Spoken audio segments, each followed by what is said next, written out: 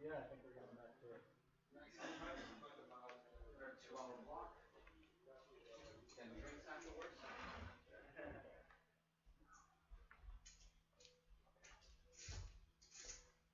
Man, this is gonna be the biggest search for this. Get on the highway, head down Atlantic City tonight. This is gonna be the biggest search like go down Atlantic City tonight. Oh, yeah. Way at the Borgata or something. I have to be here tomorrow. Yeah. Always parks. Always parks. An hour, like 10 minutes. Always on the circle. Yeah. Maybe it's in the island. Yeah.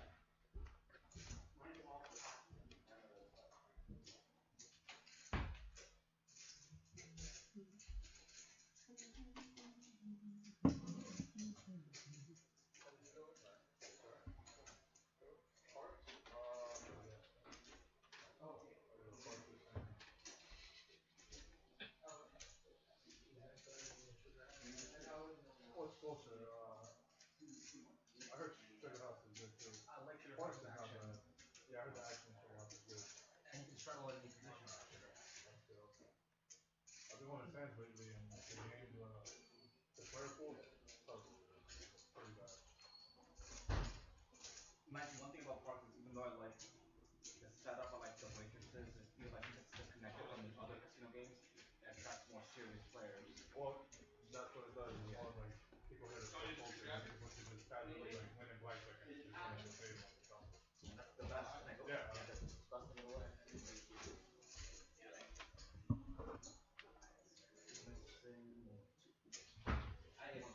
How you feeling? Good. Yeah. We did this last year with the guys from Making Poker. Focus? Yeah. Yeah. We did three in the booth at a time and like rotated one of us doing the floor. In an hour like doing the floor and not doing commentary. It's just like the absolute slowest hour. Yeah, it's just like you're not doing it. Whereas But what would the just floor watching. be? Just watching? Like getting people coffee and Yeah. selling chips. That's terrible. Yeah. I don't think I need it. No, just really just to sell chips, like just the one thing they can't agree with. True. I mean, if someone needs chips, I didn't leave just like run down, right? If someone needs chips, you just run down. Yeah. Well, we mostly did it so that like the booth wasn't too crowded. Like that's Yeah. gonna be tough That's fair. to get 4 in at the same Oh time. yeah, 4 is hard. Yeah. But 4 is like probably bad production anyway. Yeah. Yeah, it was a win-win. That was Nate's suggestion, right? Yeah, I think we would have. He foresaw it, and I think we would have arrived at it. Dude, that dude's a broadcaster. Yeah, that dude's got like a fucking deep ass voice. Yeah. Over the mic. Oh, Nate, yeah.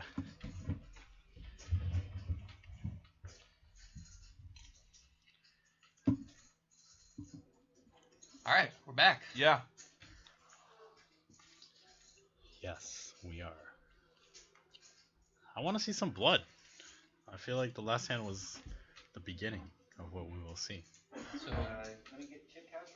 Christian insinuated that we had a table full of nits during the break. We'll see if I was joking. we get some prideful responses. I was half joking. They're not nits. They play good. They play really solid. In his defense, Christian took it back immediately, but the sting, I think, is still going to be in the back of their minds. Bill was the one that didn't like it. It's going to be interesting to see now if Mark...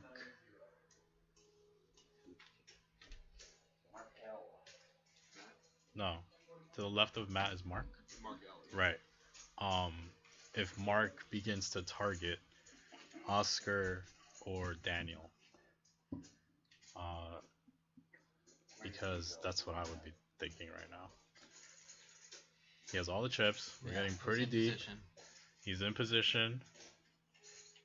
And Daniel lost the pot before last break. And we won a pot before last break. Also, Jacob is in position on Mark with a really deep stack as well. It looks like also Bill has rebought or added on. Mhm. I think we've had some chips. Oh yeah, Bill added added to the on. mix. Let's get a look at everybody's stack. I think it looks like Nick rebought for 500. Mark's got 500. Yeah, so we're getting to the point where you have to start protecting yourself. Like, if the game is gonna be, I don't know how tough the game is gonna look, but if the game starts feeling tough post flop, we're gonna have to start really thinking about protecting your range because the player in position is just gonna have such an edge, when you're playing in a 500 big blind situation. Yeah, the thing is, I don't think these guys are. It might be unnecessary. Yeah, I don't think that they're not there yet. This is what they're here for. Like they're not that good at exploiting position. The straddles on? Yeah, we got the round straddles. Hell yeah. I see. Okay, that makes sense. Yeah. So I think that that's probably their weakest portions of their game is like exploiting post flop play. I think threes should just bet on this flop like immediately. Oh yeah. Which is good. Yeah. And I don't mind check folding the king queen suit on this board. Like it smashes the button range. You don't have backdoor flush draws. Like you have to have some hands that you check fold. You have to get that c bet through so often. Right. There's some players in which it's a good one and done, but sure against players who are like consistently defending less than 50% of their range on the flop. Like, yeah. Yeah, it's but then gonna you be. Can just c-bet any two. Yeah, I'm curious to see how the game dynamics change as stack depth increases. I think that it becomes more and more important for these players to 3-bet merged, and I think they're not used to that. Because now you could actually defend versus a 4-bet with that same merge, which really cages your opponent. Because now what ace 5 just okay 4-bet I call. It's really tough. Get a blind battle. I like bumping it up here from Nick a lot. We could choose a limping strategy, but I think just trying to take it down with these is solid, especially if you haven't set any precedent yet in terms of how you play the small blind in an unraised pot. What size did he make it? 25. I think that might be a little big. I think it's actually good though with that specific hand type. Like you kind of really do just want to take it down. Yeah, that's my feeling too. If you make it smaller, kind of incentivizes these guys to peel, and I flat wouldn't make it below 20. Yeah, a flat there is you're just it's really there's bad. no reason to set mine. Yeah, so far these guys are. It's gonna be interesting to see. I'm really curious with this dynamic right here. That these three players, they're pretty much gonna dictate how this game moves forward, in my opinion. Specifically Mark, because he's the one with I think the best seat right now. I think Oscar probably has the worst seat. I think Oscar definitely has the worst seat. I think Jacob might have the best seat. Which one's Jacob? Jacob is in the 7th seat. Yeah. Okay, yeah, And that's he's the fair. one who stacked Mark R. Okay, yeah, that's fair too. Ace Queen is this is kind of a tough board for Ace Queen. Queen 10-8 is a board that you're probably going to face resistance on, but you should probably start with a bet. Yeah, I don't see capping your range with Ace Queen being particularly effective at this point. Right. But yeah, agreed. You're not going to see a lot of resistance, especially from. No, I think you do see a lot of resistance you on are that going to see a board. lot of resistance, and the hands you don't see resistance from, you didn't benefit that much from seeing full. But that's the same thing, just protecting against future overbets. I'm really curious to see how Daniel approaches this second half. I think he's the one player that could change, could really blow this game out of the water. I still got the sleeper Nick. Yeah, Nick is. Nick's he's in a tough seat, and he's got some work to do unless he wants to add on. Mark really should change his mindset to really try to be the catalyst of this game, and really shut down his right.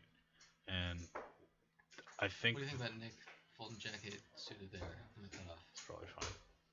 Yeah, for sure. Yeah, I guess I could still plus one open, which is really never done in this game. Yeah, I mean, I would fold a hand on the button. Jack 9, I'm calling. Sometimes like straddles make the game tighter. Because like people don't really like. Yeah. This is the thing. I don't think this group really likes playing big pots, like without it. At least not like without. Yeah, like they Most need. people don't, you know. I mean, Yeah, yeah, that's true. the That's thing, true. But I think specific like this group is a bunch of tags, um, which is fine. Like that's how like it's a winning strategy, but it's one that I think like if you throw in like one really loose player here, I think it really kind of throws the game out of whack. Yeah. I like this call. This is actually a spot where Oh yeah. so Ace Jack is like what like I think it's fine in this specific spot, but like if you were deeper, it's like a cool hand to 3-bet. Because it puts a lot of pressure on that under the gun range. It performs obviously well as a this is gonna be tough. Action flop. Yeah. Yeah, this is I was going to a really good point, but then we flopped a really good hand, so I'll have to wait.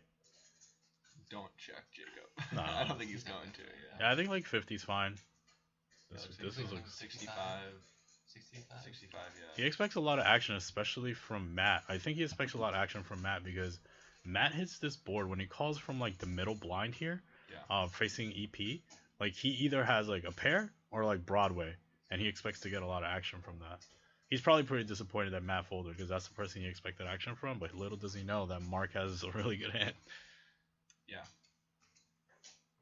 And this is actually a spot where, like, if it's heads up, like, I think I'm definitely peeling one in Matt's shoes with Ace Jack offsuit. Yeah, he did have a Jack spade too. But when you have Mark in between, you have to fold.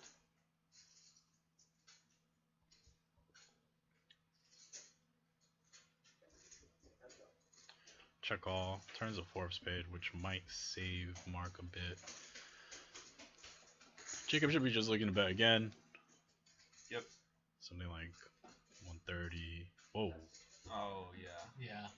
You got to go for max value here. There's just And hopefully we'll see a check and a call. there's not a lot of turn cards you're gonna be bad at. I don't even hate betting in Mark's In shoes. Mark's shoes, yeah. Like your opponent's saying that you Yeah. might have like Exactly. a worse queen or something, And like you lose less. I think, like now letting him dictate the size in a situation where he knows you're at, like have some showdown value. It's also like your opponent's just probably not bluffing with this line, so like blocking and like betting like 80 is probably fine. Betting 100 is fine. Yeah, these are the type of lines that I think it's kind of underrated when playing live, like to really be over bluffing, like people call it like suicide line, where it's like you bet flop, check turn, like bomb river. Like it's so rarely a bluff. So as a result, it's a good bluffing spot against the players that kind of are aware of that. the thing is, I think it's really left because like those hands never fold.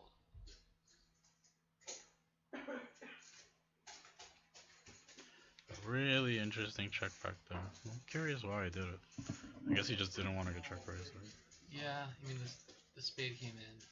Yeah, I mean, there's definitely a size, like a stack size where like in there like 400 big blinds deep, and you have a set there. I mean, you have to call once, but it's kind of a nightmare to get check raised. There Right, but also capping yourself is a nightmare too. Exactly. So it's like when you go for river valley and you get check raised, now what?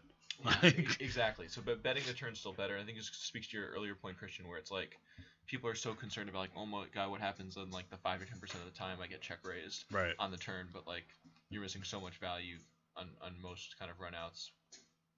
Yeah, it just doesn't happen like often enough.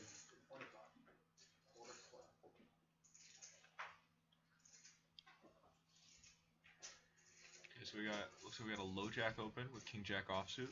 He's kind of on the border, you know. Yeah, I think it's fine. I think my threshold's like one notch below your guys, right? That's what Just like it's on the border. I think it's great. I think it's standard. King 10 off in the low jack there. I'll probably just fold. With a straddle. Yeah. The straddle changes things. But King 9 suited, I think I'm in there. Yeah, King 9 suited. Yeah. Well, the I'm value of a one notch suited hand, higher. I think the King value 10 of a is suited King hand. 10.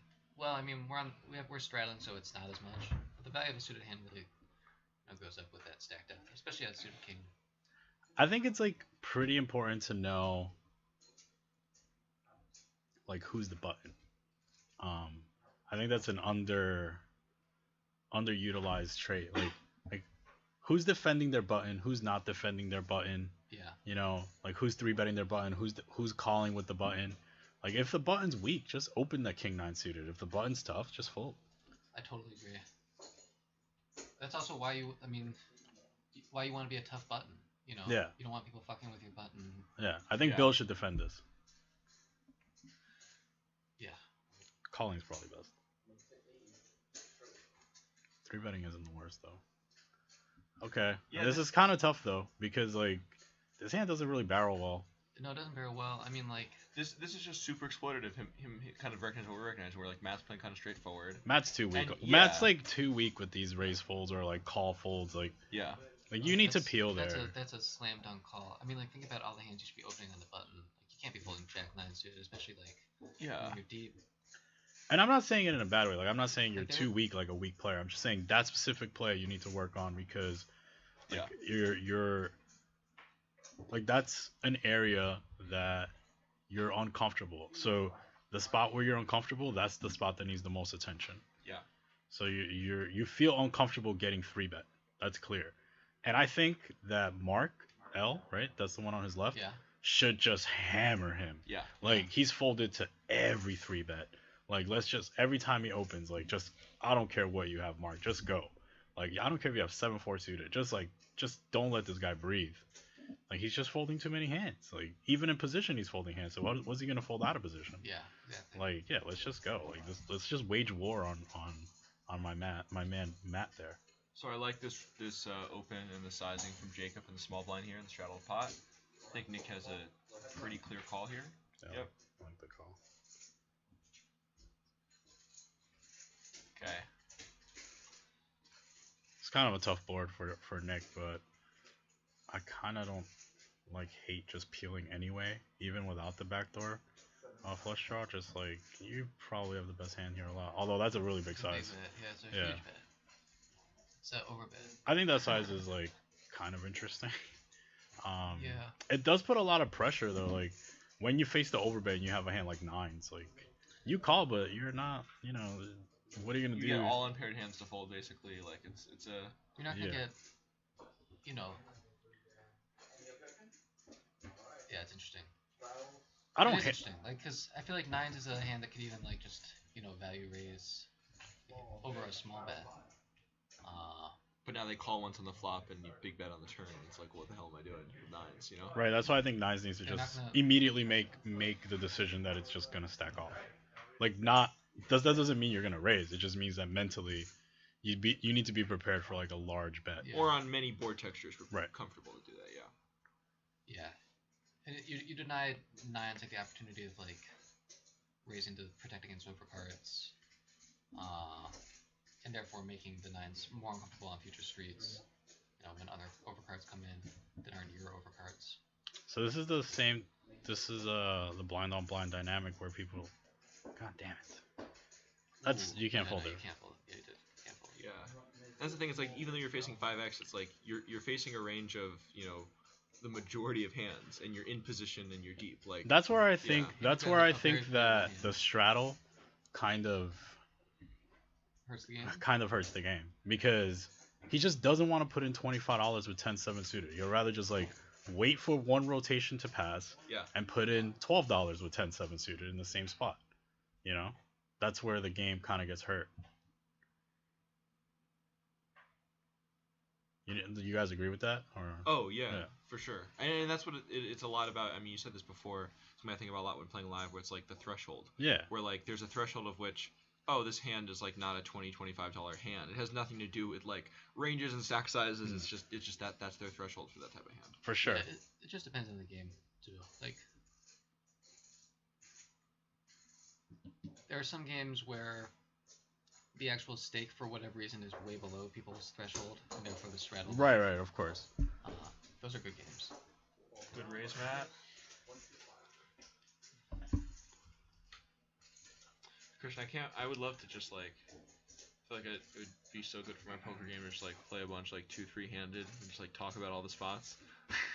Yeah, it's interesting to 2-3 hand, like the way I approach 2-3 hand like short-handed games, and like I'm actually like I think tighter in shorter-handed games than I am in like full ring games, which seems odd, but it's just because I think people are in full ring games like don't fight because they're just scared of like strong hands, and like in short-handed games like everyone's just like ready for war.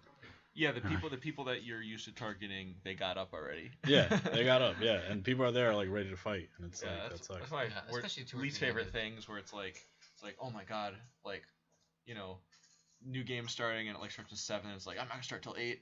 Like one person leaves and it's like oh my god, we can't play 6-handed. For sure, The other for thing, sure. like 4 or 5-handed is a little bit of a different story, but even the thing about 4 or 5-handed is like even if someone at first isn't fighting, like Yeah. they're always like it's not like you're spreading the picking on people around. It's like Right, no, you're for always sure. picking on them, and so they're eventually gonna leave or change their strategy.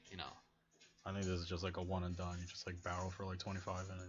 Yep. Matt, yeah, one and done without picking up anything. I think Mark is gonna fall. Yep. Too.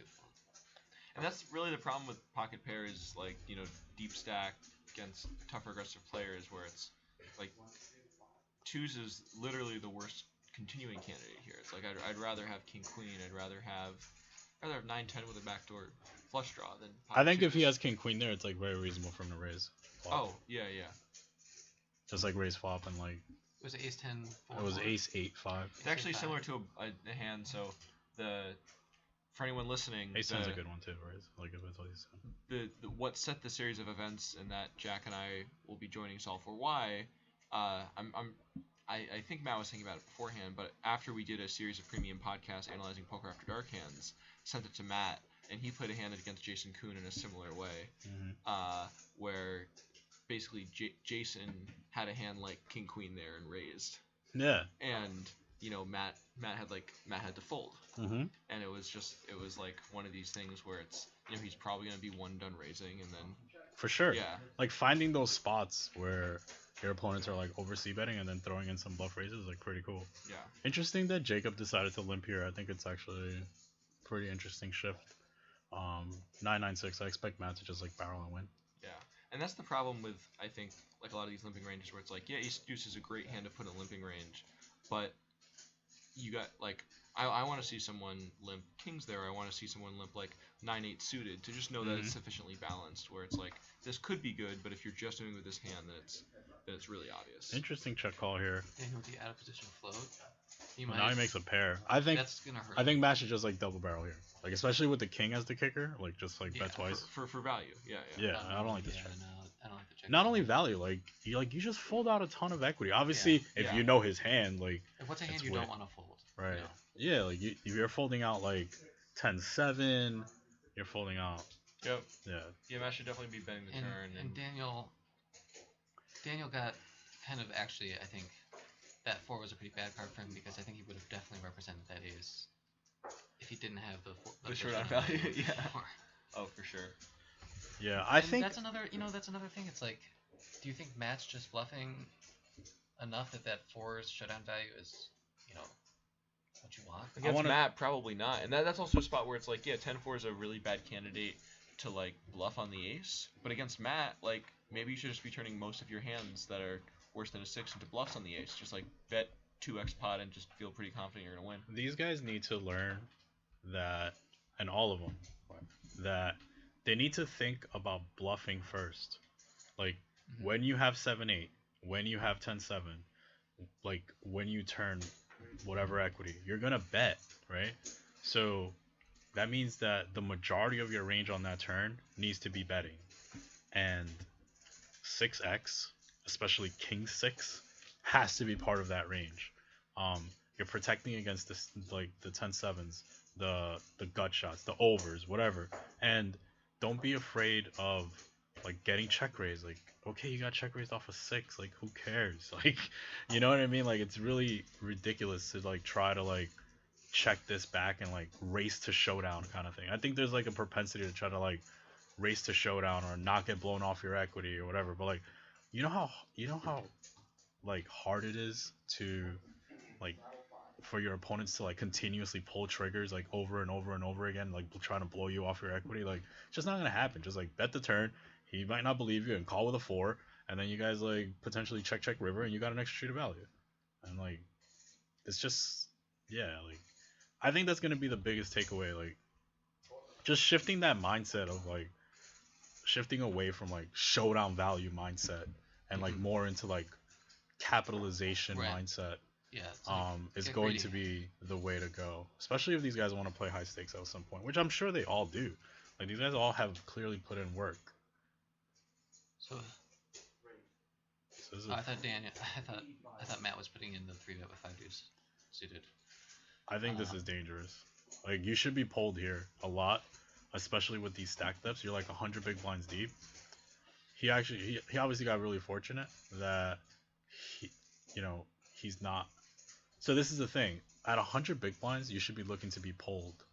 When you're deeper, like, you should be looking to be merged. Out of position, you really should be like at these stack depths. You'd be looking to be pulled a lot. So what are you doing with sevens here? I think you just fold. Yeah. Like, you're at the bottom of a range. I think I'm calling with 8s in that spot. I think 7s is maybe a call. It felt kind of on the margin to me. But that being said, exploitatively against the way Matt has been playing. Yeah, like, I wouldn't think Matt's like out of line there. But also, we were seeing that. He's been playing a lot of hands. He's been running kind of well. So who knows what Oscar sees. Yeah, for sure. It'll be interesting to know. I think that I'm curious to see what he does if he gets 4-bet. If he just folds or just peels. Oh, I think Matt is always folding there. For sure, but I think it was a good restraint from Nick not to 4-bet. Well, he couldn't. There was no room. Like, because he can't 4-bet fold. Yeah. Because he made it 85, so if he makes it like 175 and he stops, like, he's just getting like a really good price. So Matt goes ahead and... See, I don't like this. Like, this is actually the hand you should have 3-bet. Yeah. With these stack dynamics. Now 3-bet. Yeah, now you have to 3-bet really king queen good. suited. This is See, I still don't like the 3-bet with king queen suited. Like, I think stacks are just too shallow. Like, if you get 4-bet, you have to call. This is the same hand as that we just saw. Like, ace jack and king queen suited are interchangeable in this dynamic. And yeah, I think these guys really need to work out their... I'm so confused because they didn't 3-bet these hands when they were deeper, but now that they're shallower, they are. And it should be the inverse. Because if they get 4-bet with these hands at these stack depths, like, I mean, you have a really good hand, you know? This is very strange. Like, I'm confused why they're constructing in this manner, to be honest with you. Yeah, I really don't. I guess king queen suited might be a better call than the offsuit, but like I don't mind turning definitely the offsuit combo into a bluff there when you have all the dead money. Sure, but that's like a way different hand, I think. Yeah. But why do you think they're 3-betting those hands now? I don't know if Mark would have. I think would normally 3-bet king queen suited from the small blind, especially with a collar on the button. I think it's weird that they're choosing these hands at these stack depths. I think it potentially might be a flaw in their strategy. Because you should just be 3-betting them. You should be merged when you're deep and pulled when you're shallow. And they're pulled when they're shallow. They're merged when they're pulled. They're merged when they're shallow. I see what you're saying. You know, I would agree very vigorously like if Mark made that raise on the button from the small blind. I'm okay being merged or a little bit more merged because it's just hard to play from that seat. So I think this is just too loose from Bill. Like, I appreciate the hustle trying to win the pot, but I think jack deuce off, you just fold. We're not going to see a fold now. Flop in a pair. You definitely shouldn't fold. Blind versus blind. I think Bill should have just bet the flop. Yeah, I don't see why check calling is better. I think betting is much better. Yeah.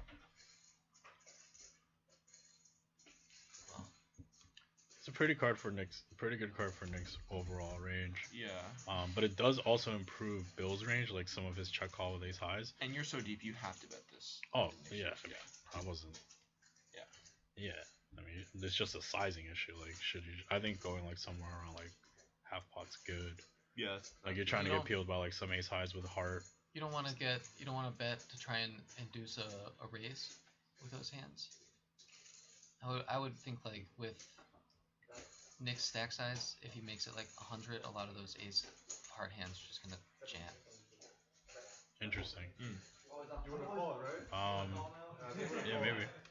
I like probably half pot alone or half pot just because there's so many hands here that like improve that are like one pair that like feel like they probably have to defend to another bet where I don't know. It's just kind of tough. I don't know. Like pulling yourself out there is like kind of like you're gonna want to bet twice with an 8. I think. Yeah, but I think this is maybe a spot to like split your range. I just think you don't have that many good hands there. I think.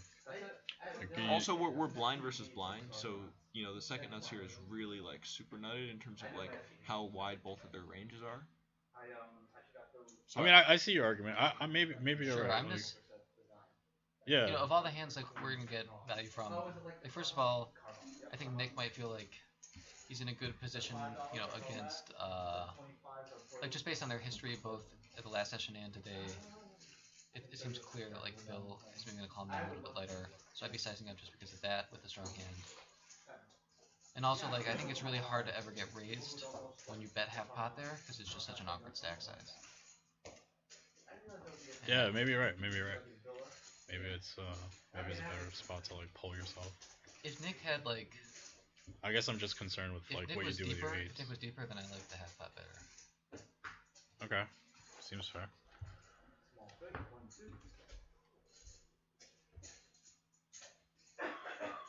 All right, so the straddle's off.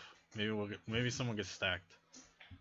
Maybe we'll see some merge 3-bets. Maybe they just like needed to do it once in a while and see if it works.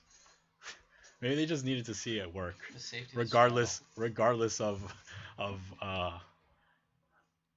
like actual strategy. They just needed to see some folds.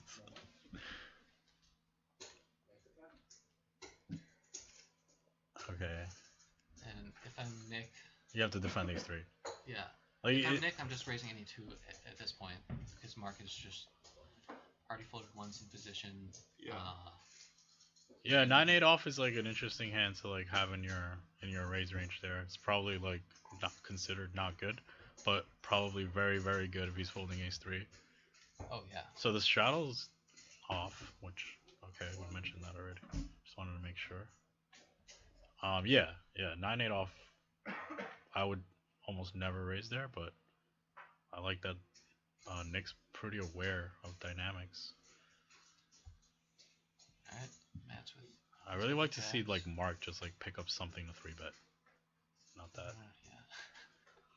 But if I had like 9-7 suited, I would just like go, like just shoot it. I think 9-7 suited would generally be a 3-bet, just like for me in that seat. Yeah, but maybe I would do it like 9-6 suited. Like would I like would to just see like Nick really 3-bet exploit him. there. Yeah, I think Nick should just like be going for it. And that's like another, this is like very results oriented, but like that's an ancillary benefit of raising the Looks like a jack 7-5 deals. of Oh, diamonds. king. It's like you shut out that king deuce of diamonds. Yeah, for sure. Yeah. That's another king. I think Oscar should start betting. Like Oscar's gonna want to bet Jack 10. He's gonna want to bet like 8x here. I think sometimes. Yeah. I mean, on the other hand, he'll have. I think he should check raise now for sure. Oscar's got.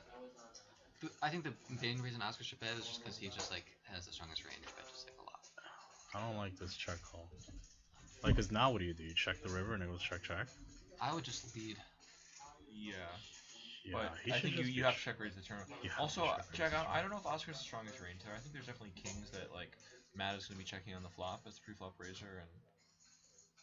Well, I guess Oscar has just way more kings. He just has so many kings. He's He has so many. One he has- flop he checks has any through. suited king. Yeah, He has you're any right. suited king. Yeah, I think Oscar needs to check raise the turn. Yeah. Well, the reason I like leading is Oscar is just like what we just said. You have so many kings. Like Yeah. you're not like people aren't gonna bluff into you that much. Like in hands that they're gonna bet. I think Like, it's for cool to value? do both. Like you can lead and check raise turn. I don't think. I'd rather check raise turn with like a worse king. I mean, this is the worst king. Sorry, a better king. That's what I meant. I'd rather check raise. All turn kings with are a the better same king. though. I don't know, because I think that like Nick could have some bad king X suited that checks back the flop. Like king 10. No, not like king 10. I mean, Nick was on the button, so I'm talking like. Oh, Nick. If Nah, I think Nick's just betting like a lot of his kings on the flop.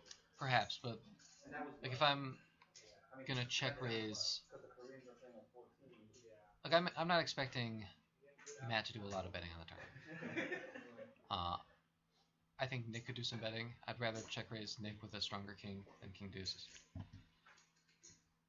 Yeah, so I think you could do both. Like that's what I'm saying. Alright, we've got a. So are you? I think Mark should are just you go for it. here? Yeah, just do it, dude. UTG, Just, UTG plus 1? yeah, why not? Like, whatever. Yeah, he's not gonna 4-bet you, and if he does, you just fold. Like, yeah, like I really, really, really like this. Like, you know, it's just unfortunate that he has ace king, but like that doesn't mean the play's bad. Like this guy's been folding to all the 3-bets, and you have like a hand that, like, you really could just want to get heads up versus him. You're deep. Like, what's he gonna do? 4-bet probably, but like you just fold. Like, and when he does this, you should just know, like, he's folded to every single 3-bet. Like, this is not a bluff. Like, this is most likely nutted. Look at it, quick. I like this guy. Yeah, Mark is good. Well played, Mark. Yeah. Yeah, like Mark. That's good. That's really good poker there. I like the Yeah. fact that he's Clearly had the plan. attacking. He was disciplined yeah, too. he's Where attacking. it's like I'm going to attack him wide, and if he 4-bets me, I just know I have to fold. You know? Because he's picked up the trend. Most people will just be like, oh, but I have ace queen, and then Right. like take 20 seconds. And... Right. I like that 3-bet. I like that 3-bet a lot.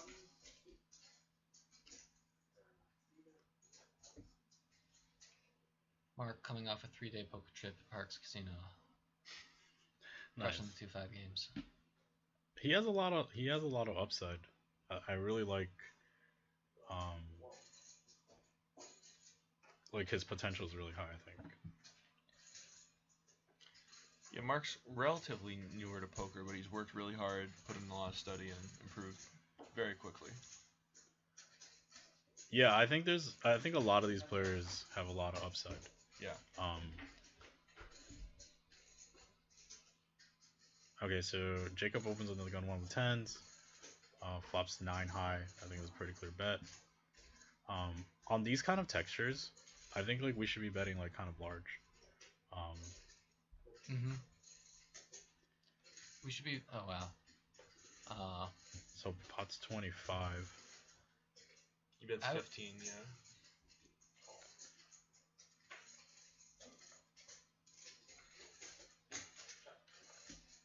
If I were Matt, I would consider leaving. I think it's kind of cool.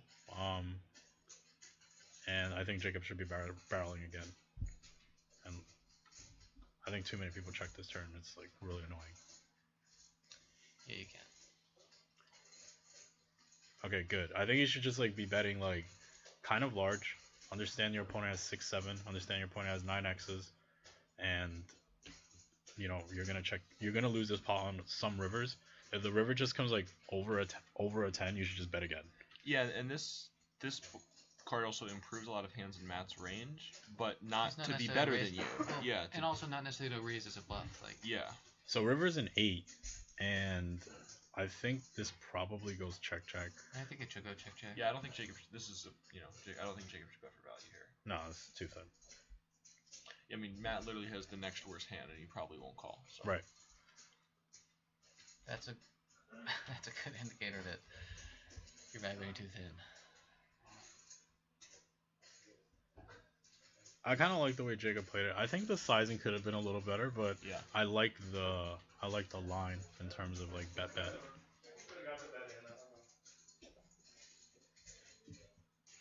So I think he needs to understand, like on the turn, he's probably betting very few hands, right?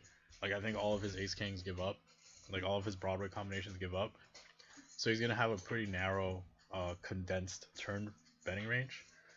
So his sizing should just like be pretty big on the turn, like probably closer to like 80% pot. And that also like decreases the frequency in which you get check raised. It's just like scarier to check raise and bigger bet, in my opinion. At least that's what I think population does. For sure. I think it's almost unquestionable. The hood went up for Nick, so there's that. The just hands hood. The just hands hood. Daniel's. Yeah, so Daniel's a beast. Daniel played with Nick last time. Daniel's not afraid to get in there, so he's seeing that Nick is playing some hands and it's a good bluffing combo. I wouldn't fold this hand. We're gonna have to start defending, man. I think this is just a very clear call when you're getting these odds, And this guy's out of line, bro. Just call. And if Nick 4-bets, I think Daniel has a great 5-bet here. He does. Yeah. The way Nick's been playing, we've seen him capable of 4-bet bluffing. Yeah, Nick. I think people. So this is my thing with this 4-bet, right? If your 4-bet works, then your hand was really, really good to call and flop a pair and get it all, right? Because when you 4-bet here, when he folds, it's just you the king or queen was way good, to flop a pair, So it's I think people I think that 4-bet is more I'm not saying Nick is a weak player or anything like that. I'm just saying it's when I see it, it's usually from a weaker player that's afraid of going to the street. I'd rather just 4-bet, end the hand right now, exactly. and win rather than call and make decisions and play big pots with one pair. And then real quick about Daniel, he should not be snap folding here. I kind of respect that he had the plan, but I think maybe the plan should encompass the fact that you have a very good, not just 3-bet bluffing candidate, but 5-bet bluffing candidate, and you're up against a guy who has shown down a 4-bet bluff and who's been getting in there. So you should not just be insta folding there. I also think these guys need to do a little bit more mixing, to be completely honest with you. It's getting pretty face up that these 3-bets are just always the same hands. We've seen a lot of it. When it comes ace deuce X on the flop, and I know you never have ace deuce because you always 3-bet it. Well, it becomes really easy to just shell off on you now because when it comes ace 5-3, and I have king queen. Well, you don't have ace 5, you don't have ace 3 because you're just a chronic 3-better with these hands. And now I'm just maybe I'm just gonna triple barrel on you because you just never have 2-pair.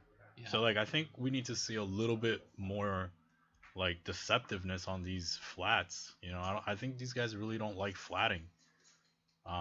Just flat one time with ace deuce suited. I'm not I get it. It's it's in your construction to 3-bet, but we're gonna have to start deviating a little bit. Everybody's doing the same thing. I totally agree, and I think that's a really good situation to be flatting a hand like ace deuce suited on the button deep. That's what I was gonna say he should probably flat before he 3-bet. And I don't you can't really go wrong. Again, both plays are plus 2G. Yeah, a lot of these you're deep, you have a good hand, you can't go wrong. It's just a question of how can you be the most difficult to play against. Right, for sure. And I think mixing is gonna be pretty paramount here. So 3 pocket pairs. No sense. And looks pretty good for Oscar. This board you probably should start leading. Probably 20. Pretty standard stuff. I expect probably 2 folds. Yeah. Matt can continue, but I don't with someone behind. Yeah, with someone, not just someone playing the pop, but someone. Oh, actually no. So he is the last act, but yeah, I would just. No, there's someone behind pocket fours. Right, but if they were. You mean in position? Button, yeah, but in relative position, there's someone behind them. I think if Matt wants to continue, he needs to be raising, and I think here Oscar needs to check. That's a good check. I think against someone less savvy, he could maybe bet, but against someone like this, he has to protect his range a little bit. Nice bet, Matt. I think. Yeah, I think this is fine. I think Oscar has a pretty clear call. Yeah, Oscar's got a call, but I think Matt. What kind of sucks about Oscar's hand is he kind of blocks some of Matt's bluffs. However, we're beating some value ranges. Oh, this is a great card. I actually think Oscar should be leading sometimes. The thing to recognize from Matt is that if Oscar has a hand like queens. I don't like this check by Oscar. It's just your opponent has a 10 and he's probably not going to value bet it. Yeah, that's a tough check. So yeah, I bet 100 there from Oscar. Just from Matt, why raise the turn? Or so why bet the turn when check 2? I think for range purposes, he should be betting turn. I agree, and I think like you have the benefit of holding out overcards, and also you were probably, if you don't put that bet in, you're probably going to call a river bet on a safe front net, and so you're not really saving much money, if any, against overpairs. But you clean up your equity. Yeah, you clean up your equity. Yeah. Yeah, and it's just a really good range card for you. Yeah. If the river breaks out, I think that Matt has a pretty good candidate to overbet the river. He unblocks Queen Jack, unblocks King Queen, which are like his opponent's auto folds, and then he has like infinite more 9x's than Oscar. So it's like a pretty good candidate to try to put when Oscar check calls a turn. I think Oscar has a range of like overpairs and like draws. So yeah, some Queen Jack. Right, like some Queen Jack, some King Queens, maybe King Queens, I'm not sure. And then like his entire range is put in a tough spot, you know? Yeah, like really tough. You just or you could just check and Matt's- hope that Oscar just has the other portion of his range that you beat, which is an option too. Yeah, I mean, I think a lot of that would go off for me of like if you could get some sort of live read. Yeah, I agree. I like if this. it's I like this quick- open. I know you guys kind of don't like it as much, but I think it's fun.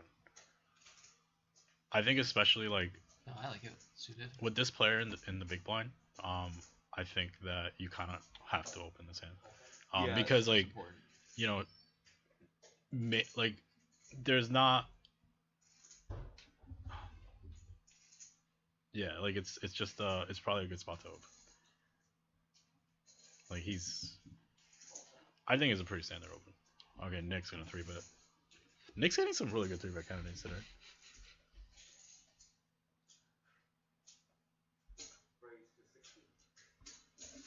Good sizing. I like 60 here. Yeah, Oscar needs to just like fold here and like not do anything. Yeah. Like it's kind of annoying because like Oscar probably thinks that he's overfolding to these 3-bets, but people have just had it a lot versus him too. He's run into like Ace King, run into like some kings, stuff like that. Bill needs to fold here. Mm-hmm. And then as I say that, I see chips flying. Yeah, just because there's like $30 dead money in the pot doesn't mean like you have a profitable set line. Pretty tough range for Nick, but he needs to just barrel. Like, hope that your opponent just like doesn't have anything, just like half pot and hope that you win. I think down betting is a mistake. If that's 52, I don't like it. Well, I like it assuming a turn barrel's coming. I think like there's just not that many good turn cards for you. Like, Yeah. and now you induce deuces to call, and now I hope a middle card comes. See, like, are you really Now gonna you're double never barrel getting here? eight or six. That's the problem. But see, yeah, I like that size if you're gonna follow it up with like 175 here. Problem This is this such too a bad tough. card. It's such a bad card to follow up on. It's too tough. There's too many middle cards. Yeah. Like, you're gonna follow up on a jack. Plus, like the cards that help just you, really the tough. cards that help you are so transparent. Like, Yeah. Yeah, I think it's tough. That's why I don't like that down bet there. I think it's really popular and bad. And now you Yeah. lose the pot where you could have just like won on the flop. if it were like a 3-3-4 board, then I don't Yeah, mind that's the way down different because betting, you have significant range advantage. But like, see, like he's supposed to win that. Yeah. And when he loses that, it kind of, I don't want to say it allows Bill to play these hands, but it Bill kind of, shouldn't- Bill should not be winning with deuces. He right, shouldn't Bill, be winning, right. you know. But when Bill does win with deuces, Yeah. it kind of gives him, like his call becomes less bad, you know, Yeah. If he can realize his equity, and fold out a ton of equity, and then yeah, So his call becomes correct if that's, Right, if that's the case. right. Yeah.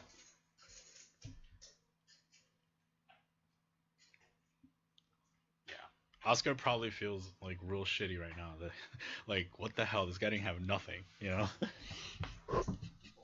It's interesting. Like, poker's like really messes with your head. yeah. Like when he sees Nick lose there, it's like, well, I should have peeled, you know?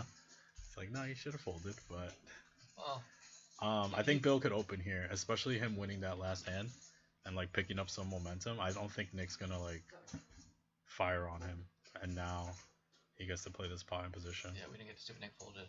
He had a king. I would like to see Oscar slow down the speed of his calls. Like, it's clear he's in the middling portion of his range when he does that. Yeah, I agree.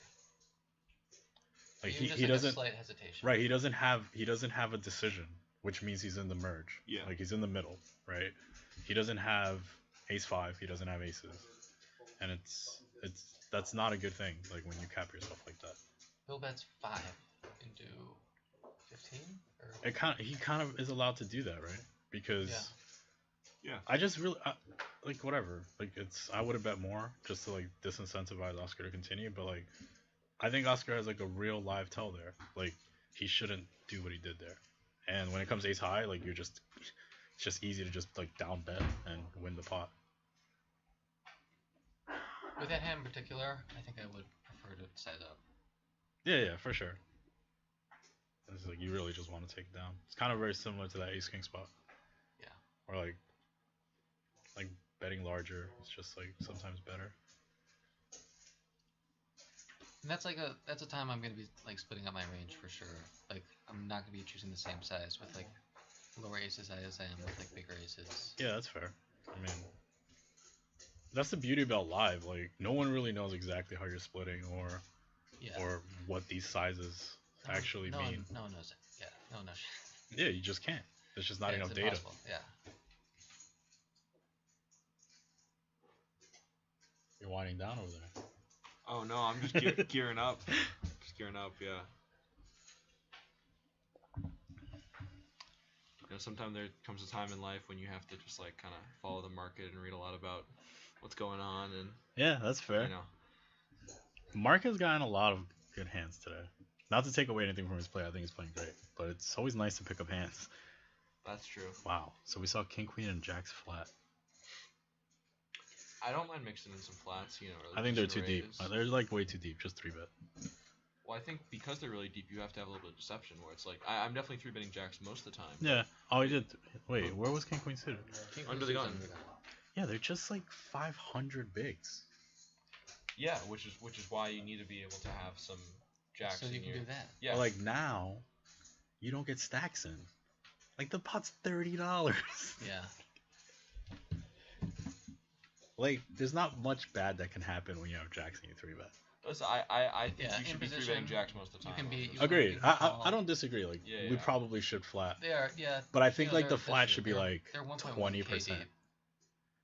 deep. This should be a raise like right away. Big I don't raise, yeah, 70, No, was it? Okay, yeah. 75, yeah. That's not reach from the right. This is good. This is good. I think Mark is in trouble here because he's repping a lot of draws and we unblock all hearts. Exactly, yeah. If this runs out clean, I think Jacob could. The thing is, like, you see, this is why 3-betting is so powerful. Yeah, it's just Like, the pot how are is you ever gonna get so your whole stack in? You can't. Yeah. You can't. You might need to introduce like a turnover bet. And it's like we need a clean card on the turn. Oh, is he gonna 3-bet this flop? I Wow. don't think so. Or wow, he is. Or no, I think he's just counting that 75. Oh, okay. Yeah. Okay, so for Jacob to win a big one, we need a really clean card. The king? King is really clean. Okay, that's a break. I think Jacob should introduce an overbet here. Yep. For sure. I think something like 325, 360. I think double pot is like the way. Like your opponent has a king. Like he has a king, or he has a draw. Either way, like betting massive is good. We got 1.1K to try and get in. Yeah, Pot Jacob is has not been afraid to 180. overbet. Looks like he has 275 gearing up, maybe 325. Okay, I mean I like the concept. I just think you really need to Yeah. think about rivers. Like so, if he calls, okay, He this is calls, actually this pretty is- good. this Yeah, is- yeah, this is exactly. like- This is good. Yeah, Yeah. this is like right around setting up the pot size bet. Yeah. I mean, I don't think Mark should fold. No, Yeah. he shouldn't. And that's the thing. It's like when you play deep stack poker, like, and you're playing correctly, like you're gonna put your stack at risk, and you're gonna lose. You know. Yeah. Well, he needs to call and then hope a heart falls. This is annoying. Because he doesn't think his opponent has jacks. So we got a call. Man, I didn't think it was possible for this to happen, but maybe it is. We got a king or a See, jack. we should have bet a little bit bigger. We have like 1 point X. Wow. What a dream City. run out. I mean, I think Jacob is shoving here. He should. Yeah, he definitely should. I think he's going to call it. Let's keep an eye on Jacob Yeah. to see like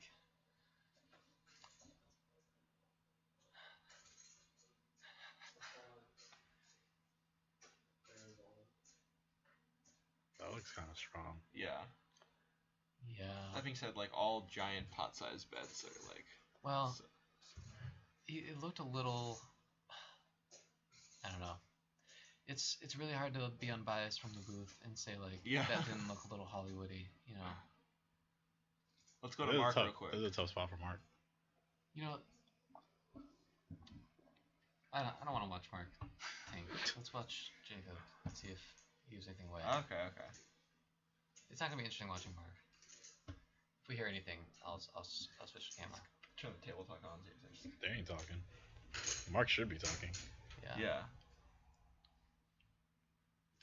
So you look at Jacob's Adam's apple. I think you kind of.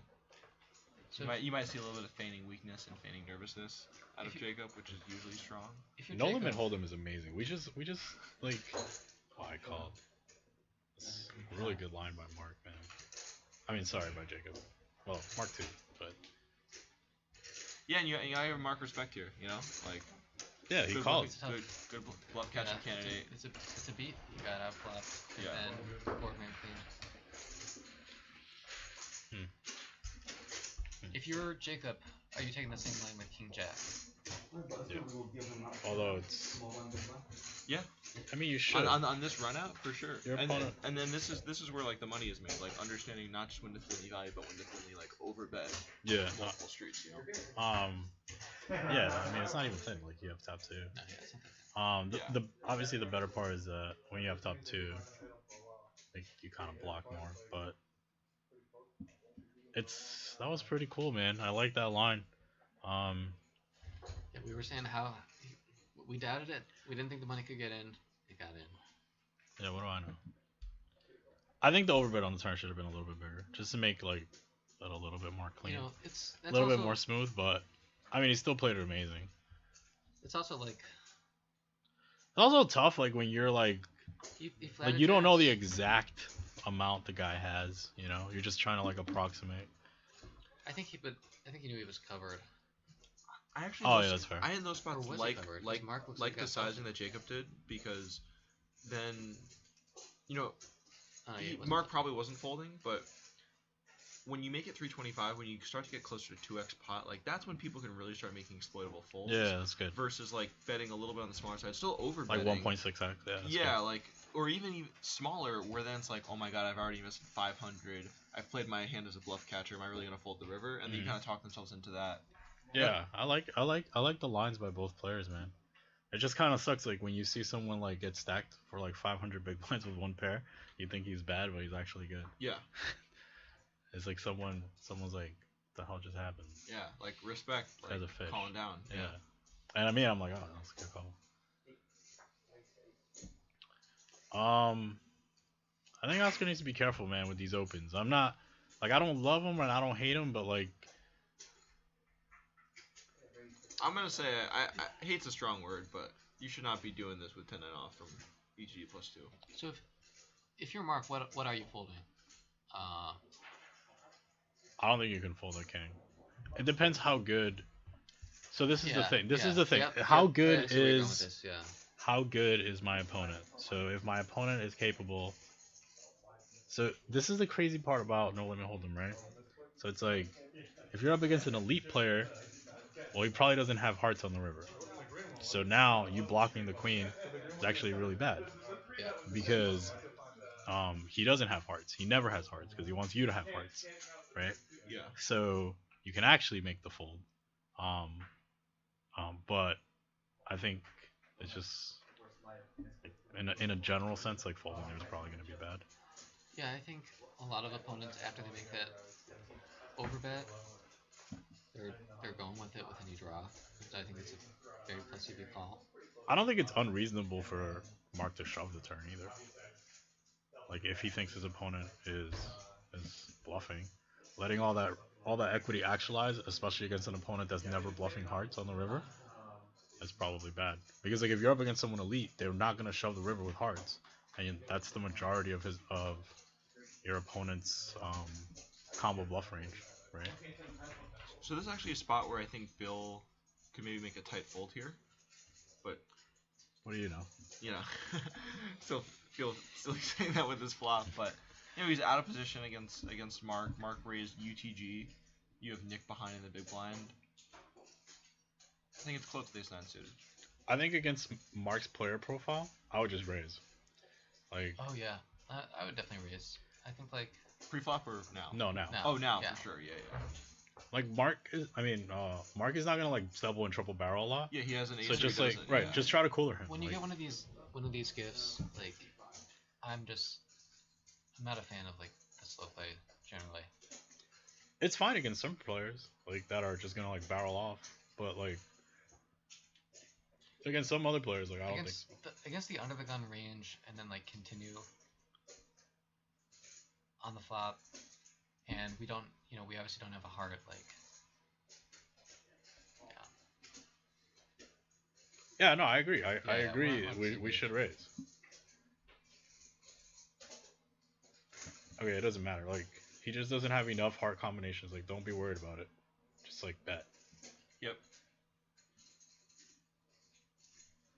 Just like bet on like 100. Even like 120. Yeah. Yeah. And Mark should not be folding here. You know, with the Queen of Hearts. No, he shouldn't. See, this is just this bet sizing to me really says like it's too small. I have a decent hand. It's not. So we have another one of these all-ins from Mark where I think we've seen this twice where he kind of just decides like I have a good hand. I want to just kind of end the hand now, where it doesn't really accomplish much unless Ace 9's gonna fold. But it's yeah. It'd be one thing if you had the King of Hearts, like then I like a little bit better. Maybe you sometimes get like. The problem is like what your opponent has like no bluffs. Yeah, I'd rather have this hand be a bluff. Like this is just such a good bluff catching candidate. You know, like we improve equity. If your opponent has no bluffs, you're just trying to realize like he laid you a good price. Yeah. Here when someone bets 80 for sure, right. 100. I'm totally with it. I'm just saying like, let's say now Bill's like, well, he has no bluffs. Yeah. That's so funny, right? He instant moved in. Yeah, you just hope that your opponent has what he has. Like. And that's the thing. It's like Mark does have no bluffs here. This is like the one hand that like this actually might be a correct fold by Bill to make here. You know, like because I don't think Mark has any bluffs here. I think he has like we've seen Mark do this. Overvalue, yeah. That's so sick. Yeah, it's a weird spot. Mark must think he's maybe good when Bill tanks, you know. Yeah, for sure. It's a weird spot. Yeah. See, you know, we got some hands going now. Part 2 is always a bit looser. That's the thing. Even with good players, even in like much tougher games, like I feel like there's always more action as it gets later. You know. Yeah, because like there's blood in the water. That's really what it is. Yeah. It's like also like some dynamics start building. There's some egos involved. Oh, definitely some egos involved. Yeah. Zoom into Mark. Yes. The pain. So I love hearing that. It's like he's so like, God damn it. Oscar has hood on now. Oscar has full blown hood on. He's like, thinks Chen's probably talking shit in the booth. Is he wrong? Nah, he's right. Alright, Jacob should just like open. Wow, Nick just gets all the fucking good hands to 3-bet today. These guys probably think he's a maniac. Yeah, well, he also literally was a maniac on the last stream, so. I like sizing up here, out of position, with your image. This sounds looks like a guy who is looking to find a reason to play a hand. I think Jacob should call here, actually. Yeah.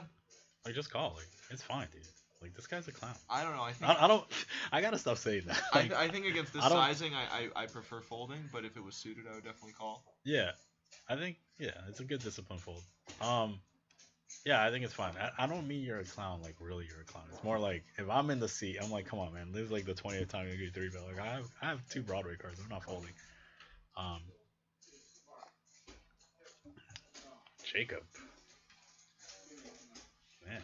3K and a 1-2 game. Locking up the win. 32% VPIP. I like it. I knew there was going to be one person. His chip count. Oh, wait. Oh, he has 32% of the chips in play? Yeah. Oh, okay. It's a tournament. Yeah, this is a freeze app, by the way. So now I think that Mark has lost the reins on the table. He needs to tighten up. And I also think that We should see a lot of pots between, Jacob and Bill now. I think you know? Jacob Jacob should be I think picking on Jacob needs to like just see this is the part of the game where I just start like really just like I'm gonna start opening to like 16 and just like start really going after them because like why not like Looks like- let's build massive pots. I was gonna say Jacob should be attacking Matt, but He should be attacking Matt, and and I think Matt might think that he is. yeah, So you ever 4-betting here in match shoes? No, you just No. should just be bold. Yep. Like you're just this is a really good hand. I wouldn't call that quickly though. Yeah. Well, Oh. he's getting stacked. He should get stacked. Man, Jacob running good. This is an interesting spot to overbet. He could, but like Matt's like That guy overfolds too bleeds. much. So like Yeah. I would just like bet like my 50, normal size. Yeah, like $40, whatever. Matt's gonna have so many like jacks through sevens. The thing is that Matt does have like when he does raise call, like Queen X is heavy in his range. Yeah. Like Ace Queen, King Queen, Queen Jack suited. So yeah. So now that you Matt's sized up, Matt's only got 415. Like now that you sized up, I think like and the speed in which Matt called, I think like his range is like really Queen Yeah. X heavy. Go for stacks here. Yeah. Yeah, So- but I don't think you need to bet that big here. Like No, if you bet 125, I think it sets it up real nicely. Yeah. For, yeah, Even like 110. for sure. it's gonna be hard to screw this one up for Jacob. Matt needs a spade Yeah, Matt does need a spade. or a queen or an ace. Matt's not dead. And given how much, 125. Well done, Jacob. Yeah, for hopefully, sure. hopefully you can't hear us. Yeah. But I don't think Matt's going to fold here. Mm-mm. Yeah. He shouldn't. He absolutely should not. Yeah. It's like when you call ace queen pre to like a guy you think is capable of 3-bet bluffing, like you want to check call on these two streets.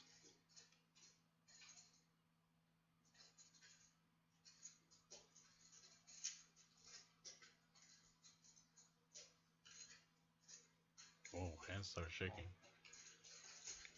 Could have just been me though. Oh, bingo. Oh, Save them. so you, So if you're Jacob, are you going for that last 291? oh Just shove, whatever. yeah. Like, who cares? Second nuts. Yeah. I mean, I don't know what you're gonna call it by here. The jack is like so bad, but Also, like you've got Jack is bad. The spade is bad. the jack's the bad. Yeah, the jack's bad. Like what are you hoping? I mean, I think we're betting. I think we're shoving or we're betting like. but like 50. maybe your opponent like actually heroes it off with like ace queen of spade, Yeah. like ace queen, with the 10 of spades. or maybe just like not like no spade, just like makes a mistake. You know what I mean? Like Yeah. you don't know what kind of mood Matt is in. Maybe he just calls it off right now. Yeah. Like, Yeah. maybe Yeah. he just doesn't I believe you. don't mind it, but You see what I'm saying? I do think there's like a case for checking it back. There is, but Wait, checking back? Yeah, because you don't think you're getting called by worse. right, but you don't know. Like you just don't know. Like look at Yeah, I the mean, pain it's Matt is straightforward, in right but now. Yeah. Yeah. Matt, No, I agree. And I think this is the underrated element, just like the potential stubbornness. Mhm. Yeah. That being said, based on the way we've seen Matt playing, it's like when in doubt, I think he's gonna make kind of the fold. Yeah, just the problem is we know. There's also the added equity of like tilting him. Like he doesn't know if we had it or not. Yes. We basically know of like 6 combos that we for sure lose to, that are never fold. Yep. Yeah. And also, I like if he ever has queens. Thing So, is so like we do need to get like at least 6 worse hands. Call. yeah, I think he could have it. I think he could have I see your point. Yeah. So we But do again, need Matt to like make some steam calls. But I think like once he starts making steam calls, Just a that's like few an of them. avalanche. Yeah. That's an avalanche of hands. Yeah. And I think given the game flow, like it's definitely in the realm of possibility that Matt makes a steam call. It also, I think this is a little secondary, but I think be Bill good for needs image. I think Bill needs a 3-bet here. Jacob, like, I think Jacob, Like it's the to his value advantage to just like the value of King Bet. Jack suited. Oh, Oscar. This should be big. Yeah. I think 60. I don't mind 50 though. What? No, this is wrong, right? Yeah, it looks wrong. I think I see a green chip. 52. Okay. I think Bill's calling. I think, yeah. So, It looks like, does Bill have cards? yeah, It it's looks King like Jack cards, suited. yeah. Okay. So there's some chips in front of Nick. Jacob might be looking just to start stacking What? people. Wait, it looks like Nick has cards, Jack. Go to camera 1. Oh, Or Mark has cards. Yeah. Mark has cards. But how does Mark have cards? I think we must have. It just must have been missed. Yeah. Does Bill? Also, he called and then Oscar squeezed. We're just Yeah. missing the call from Mark. So I actually prefer even bigger from Oscar. The 52 was on the smaller side of what we thought, based on just 2 people. Yeah. So it looks like it's 3. Is Bill folded? Although, like, it's never like that bad to No, like it's size down with aces on the button, Sure. Yeah. like exploitatively. It's on Bill right now. Are you sure? Oh, yeah, there it is. Yeah, he There it folded, folds. and it's gonna win. Mark folds. Oh, poor Oscar, no action with the aces. It's kind of unfortunate that these guys don't 3-bet King Jack suited, because then Oscar just makes more money. I really like. We're 750 big blinds deep. King Jack suited could 3-bet in position all day. Like, there is nothing your opponent can do. Like, if he 4-bets, you call. Like, your hand has a ton of equity. Like, it's fine. He opens to 12 and you make it 35.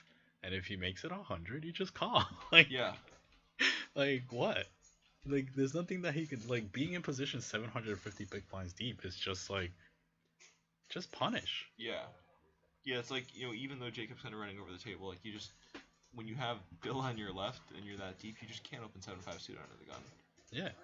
But you can if he's just going to flat. Yeah, you shouldn't be able to, Right. is what I should say. Like, if he's going to flat and let you actualize your equity, and sometimes, like, you get paid in full when he bluff catches you down, like, it's great. Like, just, you could open anything.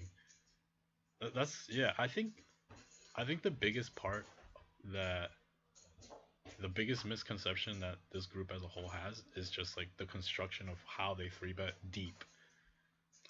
Because we saw that shallow, they 3-bet merged, which is incorrect in my opinion. It's really interesting. It's I think we're seeing some really interesting poker by guys that are all winners in their respective games.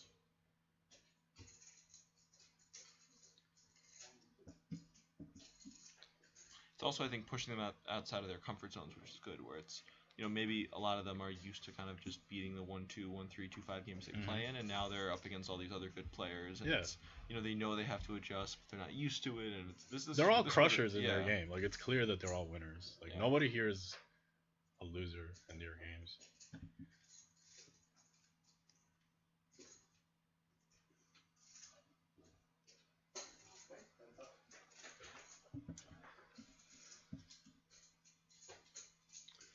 Unless Jacob's reign of terror continues. Jacob's just, like, mashing.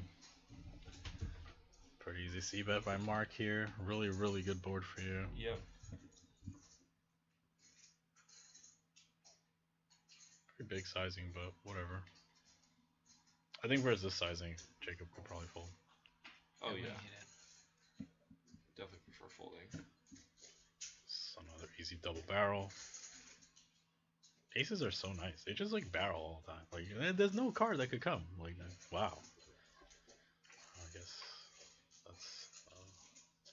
Oh. Mark might be able to get more value from this exact hand. I wonder if Jake would ever turn his hand to a bluff here. Like, what do you? I just don't see that you're beating that much. Like, Yeah. I think if you do turn your hand to a bluff You here could and check Jacob, raise. you have to bet huge. This is a weird hand. it is a weird hand.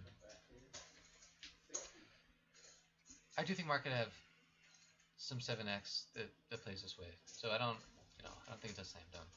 check raise by any means. Yeah. I just think, if I'm Jacob and Mark checks back the turn, I just don't feel like I'm good very often. I just don't see Probably Mark, not. I just don't see Mark check just giving up with ace high on that turn card. Yeah. Maybe, but he's not betting aces on the turn, so I know, but people get weird with value hands.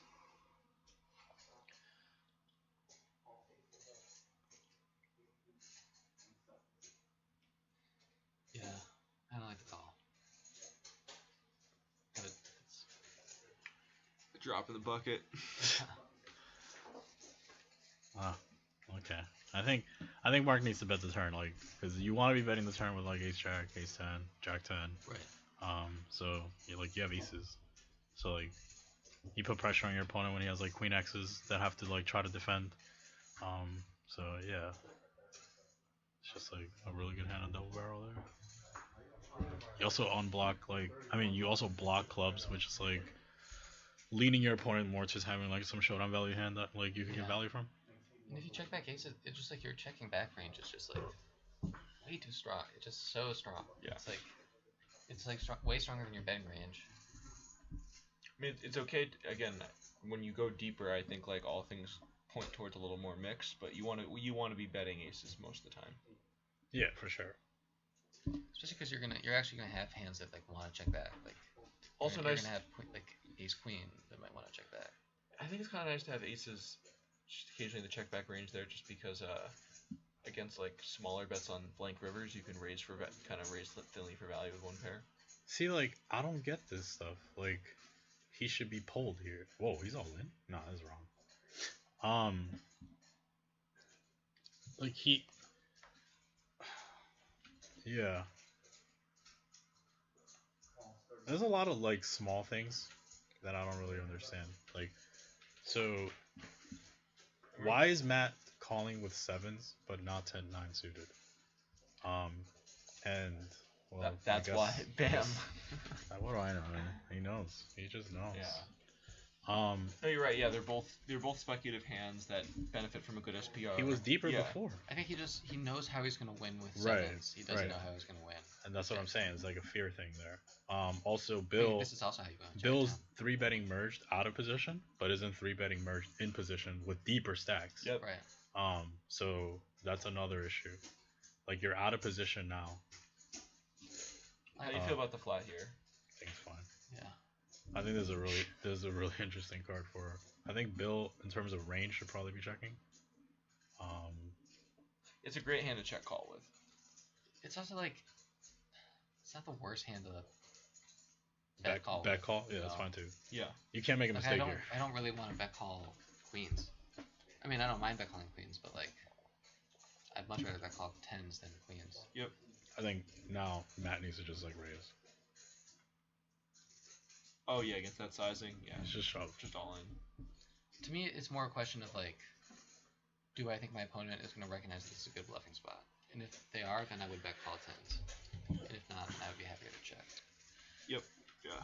Well said. I think we should just check like uniformly. Like we just like are not betting this turn like with a lot of our hands. Yeah, that's fair. So like just checking and allowing our opponent to make a mistake with some hands is probably fine. I don't think we have.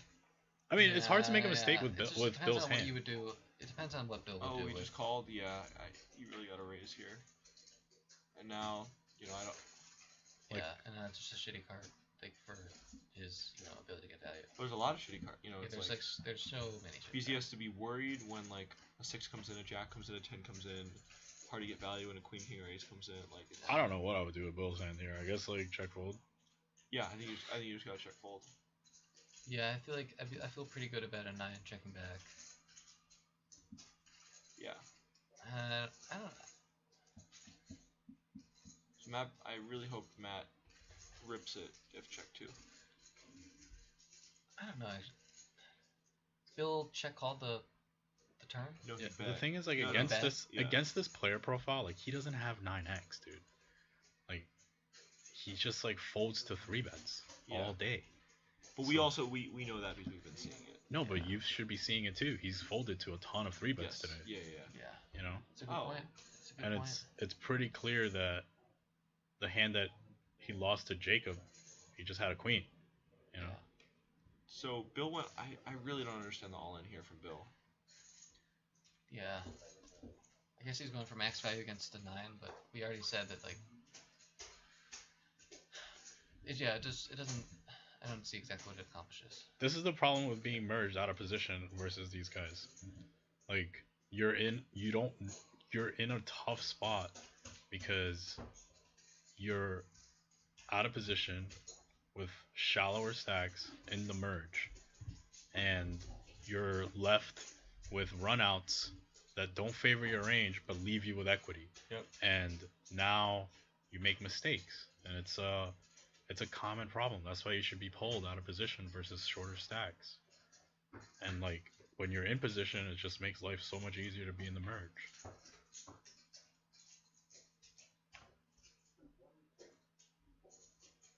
It's a nice little boost of confidence for Matt there.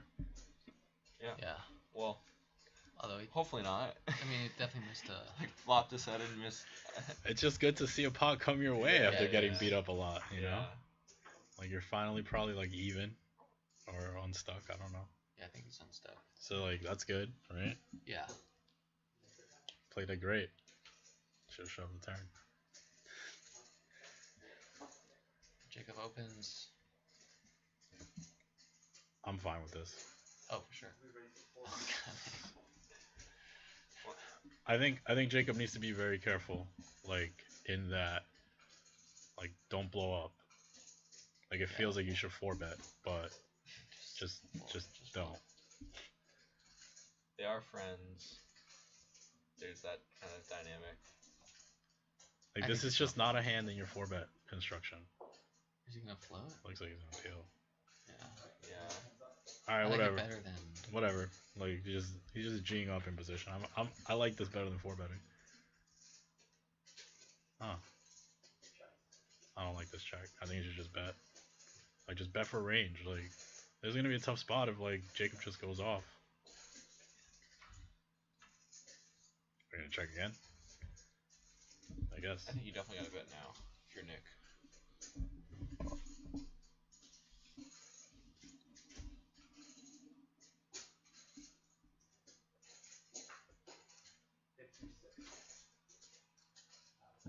Do you guys bet ace-5 on this turn when you 3-bet? Do I bet ace-5 on this turn? When I 3-bet? Against Jacob in this spot? Oh yeah. Okay. Probably bet on the flop in this. I do think Jacob is checking back some, better ace-x, but. Yeah. The turn. Yeah. No,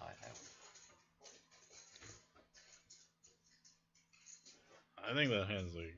I think they need to start betting range more on flops. In my opinion, like they're just like that would have been a good spot. A good spot for down by compared to out of a lot of other things we've seen. Yeah. Like especially like you're targeting the middling portion of the range, like 9-7 on that board. Like your opponent has like a decent amount of the middle. Especially if you think, and this is where the whole like seeing through the constructions. Like if you think your opponent is 4-betting his ace-x's a decent amount, now all of a sudden the value of your queens goes up. Like if he's 4-betting ace-king, right? You block ace-queen, and he's 4-betting ace-deuce through ace-5 at some frequency, or like a high frequency, the value of your queens go up. And like now you could really target the middling portion of the board. Yeah, and also identifying that like you've 3-bet Jacob a number of times. Matt should just be betting here. Oh yeah. And Jacob is very likely Over to his have. backdoors. Yeah. Yeah, for sure. And like if he gets check raised off this hand, like it just doesn't matter. Yeah. Like it's just This is gonna work. Because Mark just has absolutely nothing. I think so this is the thing that like the trend I'm seeing is they don't want to get check raised off equity. And I've seen it like too many times. Like it's just bad because it's okay to get check raised off king high. Like you don't have anything. Like when you turn equity, your opponent's range improves as a whole. So like when the turn's a jack, the board now reads Jack 9 7 6, and you're up against a big blind defense. Like, do you think your barrel's gonna work now? Like, what do you do facing a bet? Like, you can't raise, so now you're like trying to realize equity in a bad spot with king high, you know? So it's like just bet flop, understand that you're gonna get check raised a kind of like a lot sometimes, but like who cares? Because you're betting pulled on the flop. So just like bet large and be okay with getting check raised and understand that it just doesn't come as often as you might think. Yeah, and it's when you say with getting pulled, like it also it just helps with actually playing the hand where then you have hands where you very clearly are defending or three betting, calling three betting, or you have hands that you fold. Yeah. And you're not betting a hand with a ton of equity. Then you have to be like, oh shit. I don't like that defend there. Yeah. I think Daniel should just be betting this board too. Yeah. Like I know they like to check here because like your hand turns well, you don't want to go check raise, but it's too many overs. Like just bet and win. Yeah, that's good. Yeah, exactly. It's too many overs. You just have such a good hand. Like, I think Oscar needs to understand that like King 3 off is like not a good hand, and especially facing under the gun, like you're allowed to fold. Like there's no annies or anything. Like you can just fold. The whole tournament trend, like, and the understanding that like you often have horrible odds and should call very wide out of the blind in tournaments just gets routinely misapplied in the cash setting. Like, you don't need to call a 6x like with any two in the big blind. Yeah, agreed. Even a 4x, like I think it was. I don't know what it was, but at least 10. yeah. So yeah, you just fold. Like it's fine.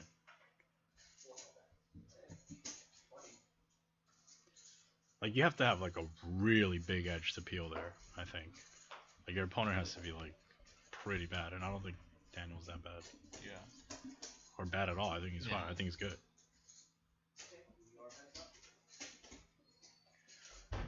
Okay, so Bill raised to 20. So the straddle might be on.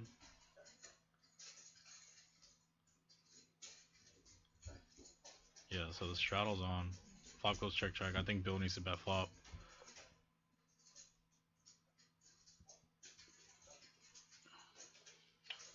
In match shoes here, again, especially with the way he's been playing, I think it's a great spot to barrel turn.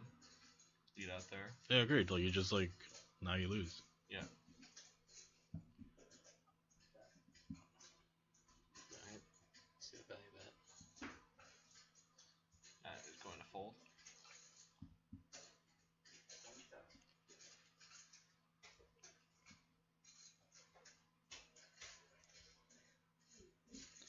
So the thing is that a lot of people would say like, oh, you can't bet ace 5 on the turn because then you're barreling 5-6, you're barreling 8-10, you're barreling diamonds, and now you're barreling too much.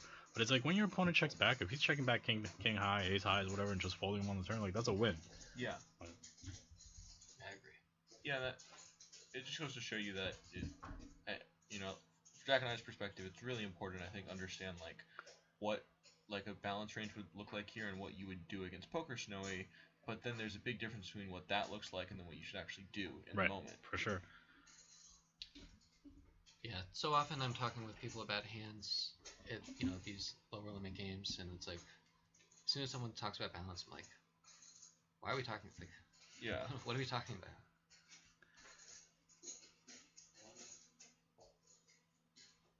You want to start trying to quantify like game flow balance, I think it's okay for Mark to just peel here.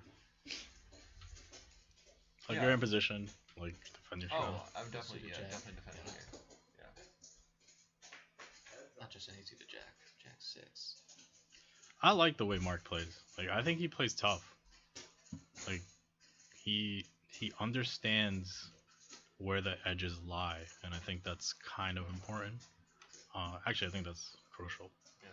That's why I think his upside's so big. Like he fights, and I think that will allow him to rise through the ranks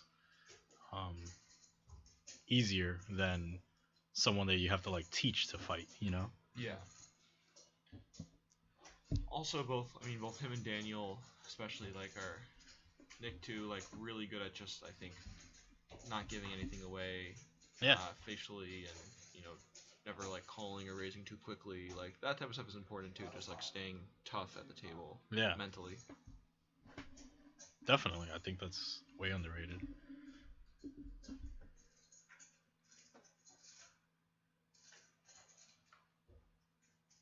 This is an interesting game. Like I'm still waiting for like the breakout star. It just might not come. Maybe they're all just too good against each other.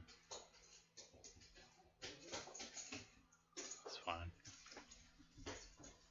I think Daniel's like getting a little more confident again. Yeah. Yeah.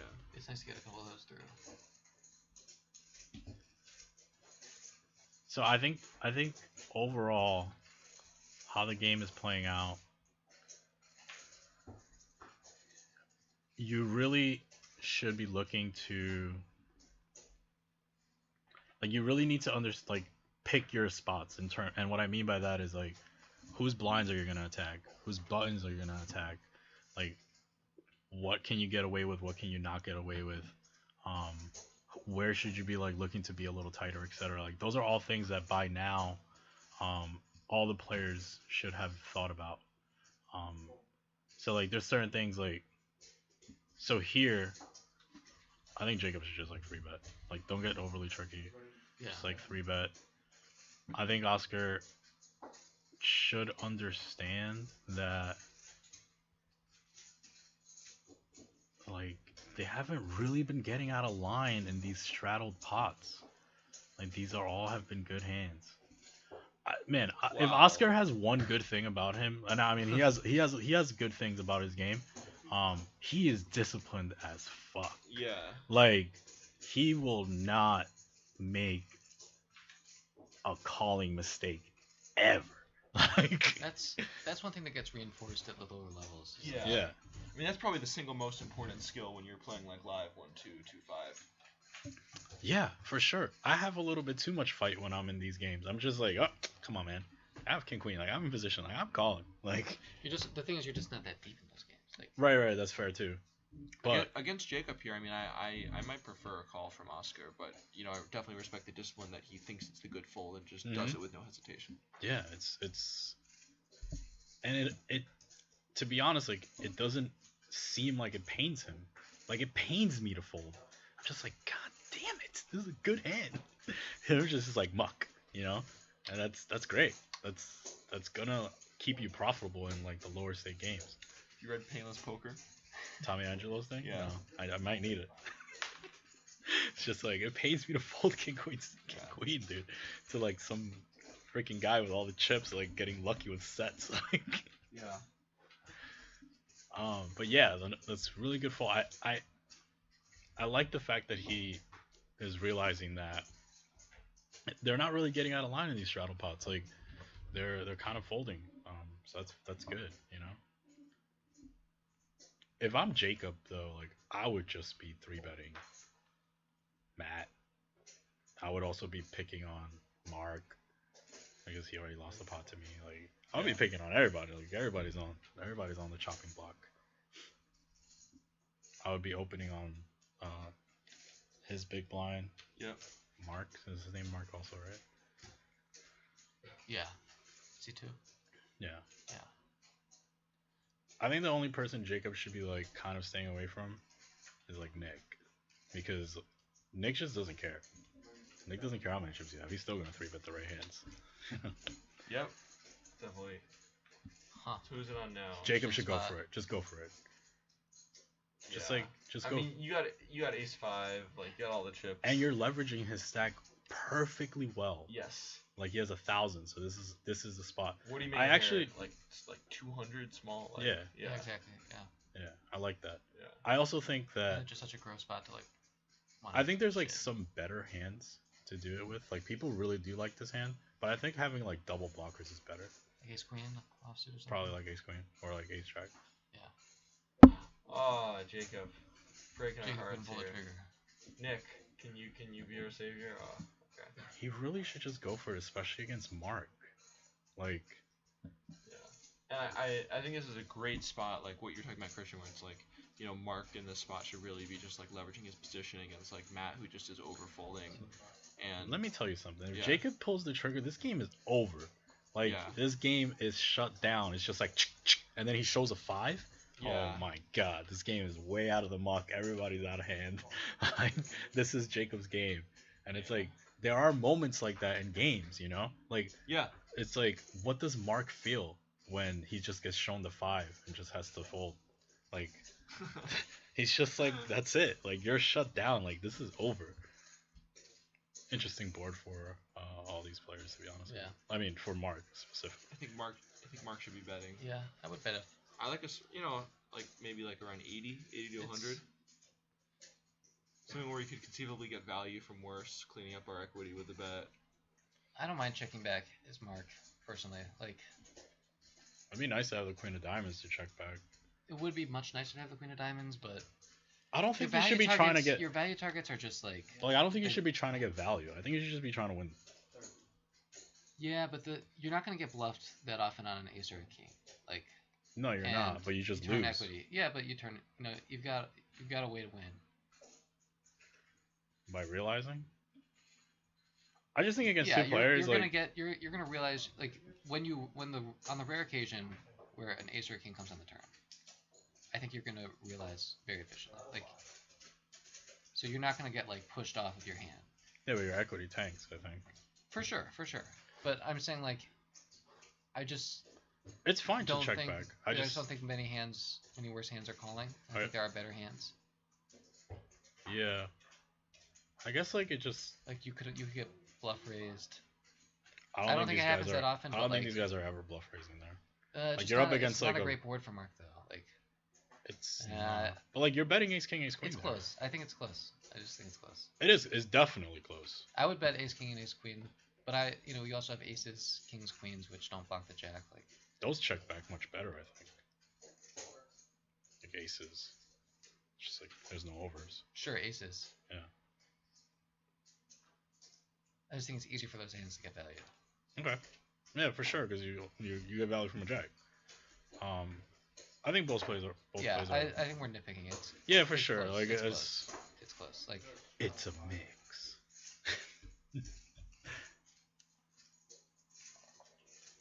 That's like the new thing in poker these days, where it's like, yeah, it could be right. Part of a like, mixed who cares? strategy. Who cares? Like, Everything is correct. Yeah, mix. It's the thing. I think the thing betting about there. mixed strategy- The thing with betting there too is just like, man, having clarity in a 3-way 3-bet pot is really nice. Like, just like being able to keep initiative, Yeah. and when you check back there and face bets, it's especially from Daniel. When you face bets from Daniel, because Daniel has to fight through Matt, right? Yeah. Like when you face bets from Daniel and you're calling, like, it just doesn't feel good, man. Like, and you're blocking King Queen as one of his bluffs. Like, it doesn't feel good at all. Like, I guess that's the only bad side. Yeah, I like betting. I just think we should size down enough where that we could really conceivably get called by worse. For sure, that's fine. Yeah. I think it's fine to check though. I'm not saying anything. I just think it's fine. I think Oscar should limp fold. It's funny, like, the whole mixed strategy thing has sort of been validated by, in a perverse way, which I'll get to in a second, by these GTO solvers, and it's like, oh, like, mixed strategy. The thing is, in these spots, like, one of these things is clearly gonna be better. Like, Yeah. it's in those simulations, it's actually like even EV. Like, the expected value of both lines is the same, which is the only reason they would ever do both. Yeah. It's just such a complex solution that comes up. So here, when we say it's a mixed strategy, we don't necessarily mean it's even EV. We just mean it's close and we're not sure. We just really. I think don't with know. the Queen of Diamonds is like much better. Yeah, I think with the Queen of Diamonds, you have a slam dunk check back. Right. But it's like there's a difference, but it's not a huge difference. Like, Yeah. Agreed. yeah, I mean. So when you're making those simulations, I think it's just like hedge and also make yourself a little tougher to play against. And I don't mind hedging, but like. Did he just open a 45? I like it. Just like 10x. Let's go. I feel like something must happen. Do we have a double straddle maybe?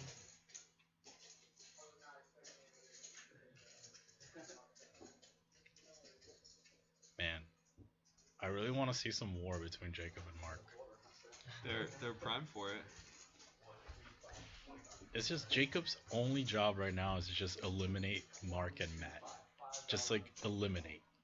Like that's that's the word he should be using in his head. I'm here to eliminate you guys. Yeah, if I were Mark, I'd be requesting the seat change button.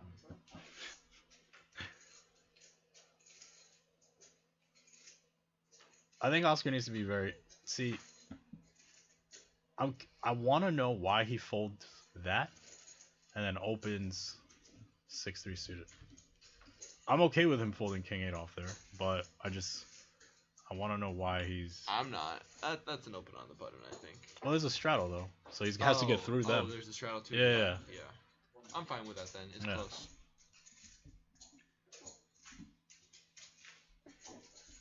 I think you're seeing now, just looking at the participants, people are getting a little tired. Yeah. It looks like people are kind of losing their fight. You know. Yeah, this is the perfect spot for Jacob. Exactly. Yeah, I agree. There's, I've been noticing this a lot more playing in home games in New York that have a start and an end time. Yeah. Like the sort of pace of it, like starts out slow, you eat, then it gets like action gets really crazy, and then it just dies. You know. It's like a bell curve. It's just Yeah. like. But then sometimes there's like the last. 15, And then you do the bomb pot. Yeah. And then you play short hand peel. Okay, so Matt looks like he wants to raise here. I don't think this is that good. I guess he just has like a raise or fold strategy, but like this hand really fits nice into a limp. Getting 3-bet sucks. You're not gonna get through these blinds often, to be honest with you. Like these two guys are the defenders on the table. Yeah. Like if there's two defenders, it's these two. So like it's probably nice for you to limp this hand. Yeah, limp call is a nice hand. Yeah, it's fine. Just limp call. Like it's like really tough to get through these guys. Wait, how is Bill? I don't know. Looks like a mistake. Yeah, I think that's a mistake. So this is a pretty clear board to continue on.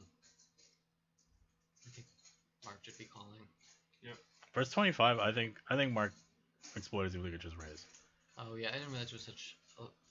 Well, Well, is the pot 135 right? isn't Is the correct. pot No, right? it's No, I not. think it's. Oh, okay. I think it's a lot less. I think that was like 25 and a 75. Yeah. Oh, that's a good card for Mark. I think Matt's gonna give up. I would bet on that right now. I think Mark should just be betting. Yeah, just bet small. Yep. Yeah. Oh no, check. Yeah, There's that's just a big mistake. Like, and now look here. I mean, obviously, like that wasn't gonna happen that often, but there were like 8 cards that, more than that. There were like 10 cards that you lost to. Mark can't bet here. Like, you know. That'd Mark be has sick. to. No, Mark has. But you can't, like, Mark has to. Why not? because Matt has all his ace X's.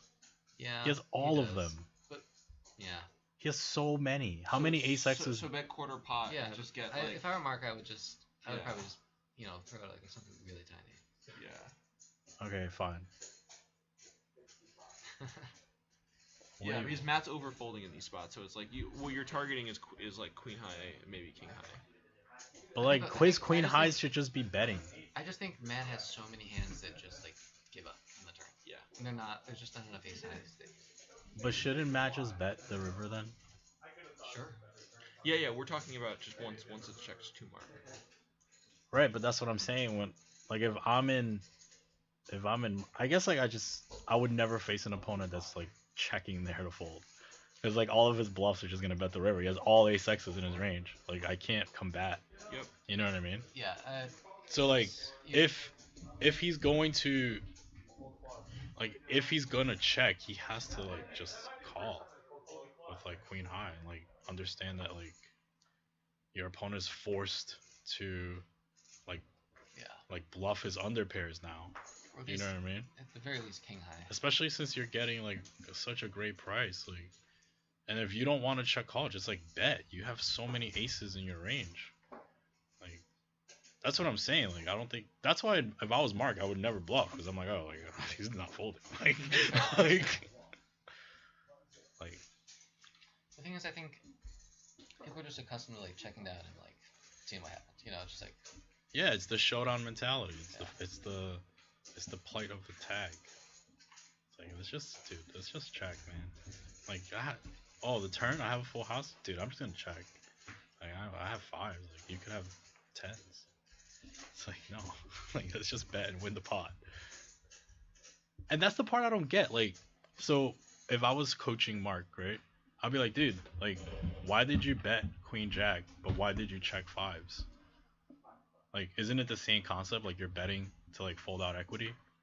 Like, you're not necessarily like, you know what I mean? Like, Yeah. most of the reason why you bet Queen Jack on Jack 10-10 in a 3-bet pot was to fold out equity. It wasn't necessarily because you think you're gonna get 3 streets of value. yeah, this isn't the river. Like Right. So like when you turn fives there, like were you checking back to bluff catch? Not what? Like not really, right? Like so you should just be betting to like fold out equity on turn. Like you have the best hand a lot, but you don't want to bluff catch this hand. Just my opinion. I know I'm right. what's it? We got a limp and a raise. Yeah. Bill. The mystery hand. Definitely should be betting Nick. I feel like he has a set. I really like the way Nick plays. Like his composure's nice. He doesn't make many mistakes.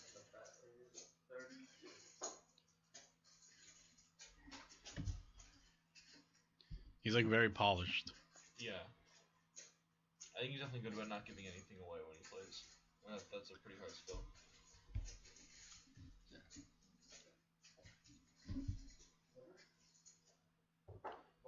And Bill just gives up.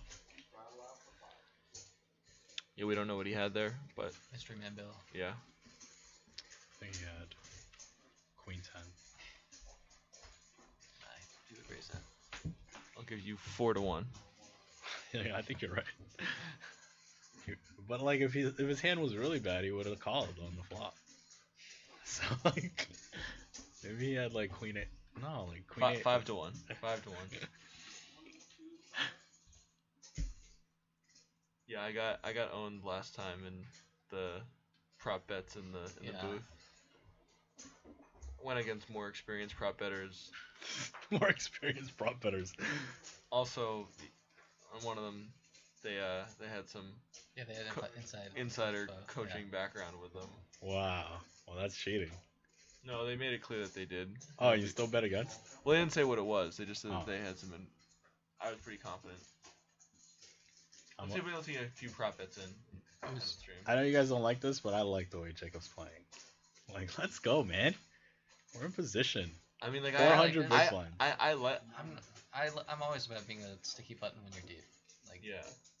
Especially against someone like Matt. Like Matt is someone. You gotta be careful with Nick though in the blinds. Yeah, well, like, Nick's gonna like get the perfect 3-betting hand. I think. Yeah, Matt's just gonna fold. So I think that Mark's ace queen fold in the big blind is not like a slam dunk fold. No. Yeah, Like- not with that. Right. Jacob's G'ing up. You mean Mark Rubin with Ace Ace Queen. Queen in the Right. straddle? Yeah. Oh yeah. Jacob's going for it. Oh, Nick has to bet this. Oh, interesting. Yeah. I think if you're Jacob, you definitely check this back. Yeah. That's a weird card. I think Jacob just checks back again. Yeah. Oh, he definitely should.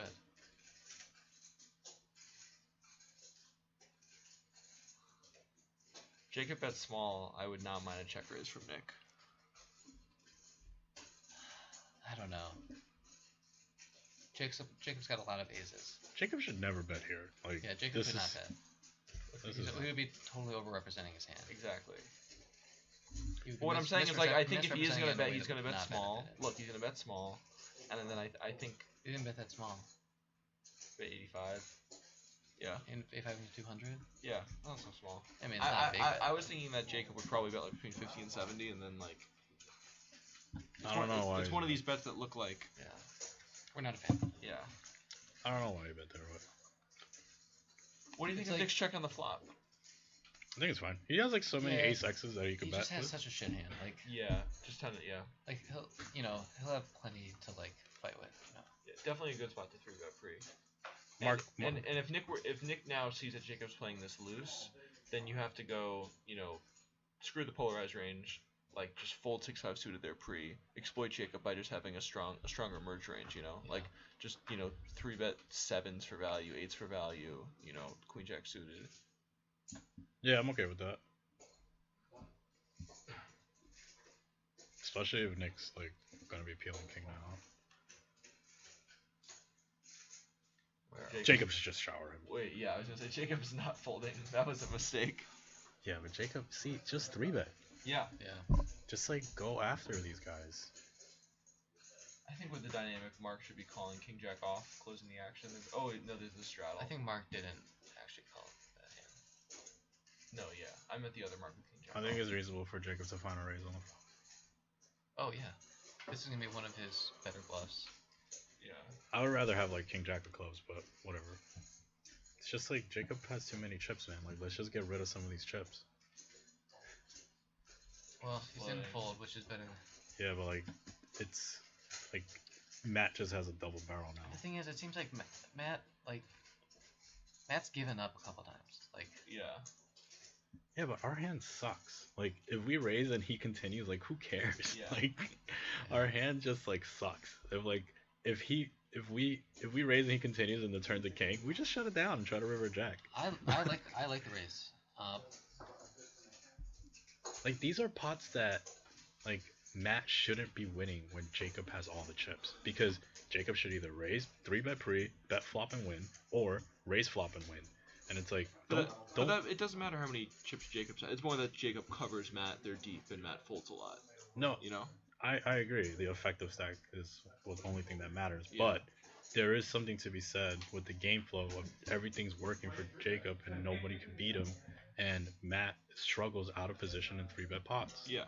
So just keep putting him in that spot over and over and over and over again. Yep. Yeah. I definitely And prefer. look, I Matt prefer is really 3-betting working. pre. Yeah. Look, Matt got a double barrel through. He's happy. He's so happy. Right. It's like now he's confident. He's like, oh, I could beat Jacob. He's like, no, you can't beat me, bro. Like 3-bet. Like, and it sounds funny, but it's like, dude, that's how you really like. Oh, Jacob, come on. Crush. What are you doing there? Yeah, like Jacob has the ability to just like crush this game. It's like don't let him get those barrels through. It's a little loose for me from Bill.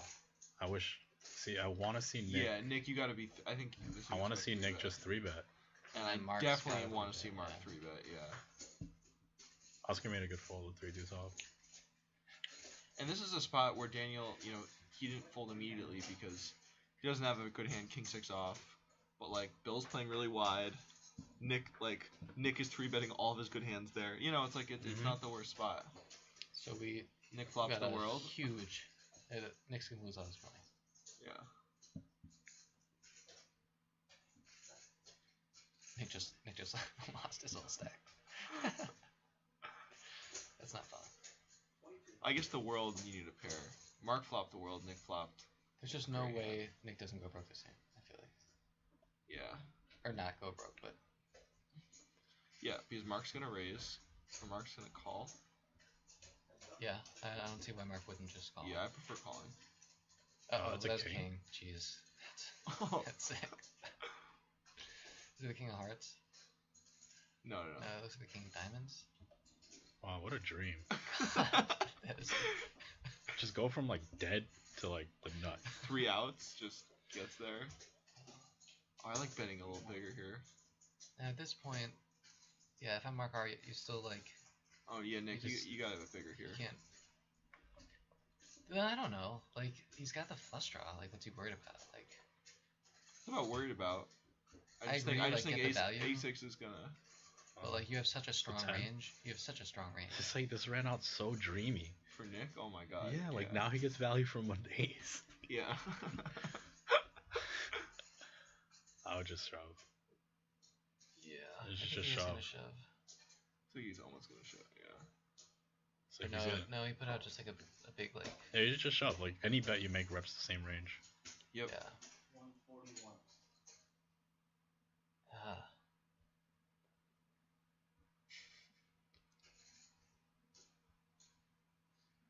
Yeah, I think this is. It's like when you get this run out and you don't get the stack, or at least get more in. I think it's indicative of a mistake. You know.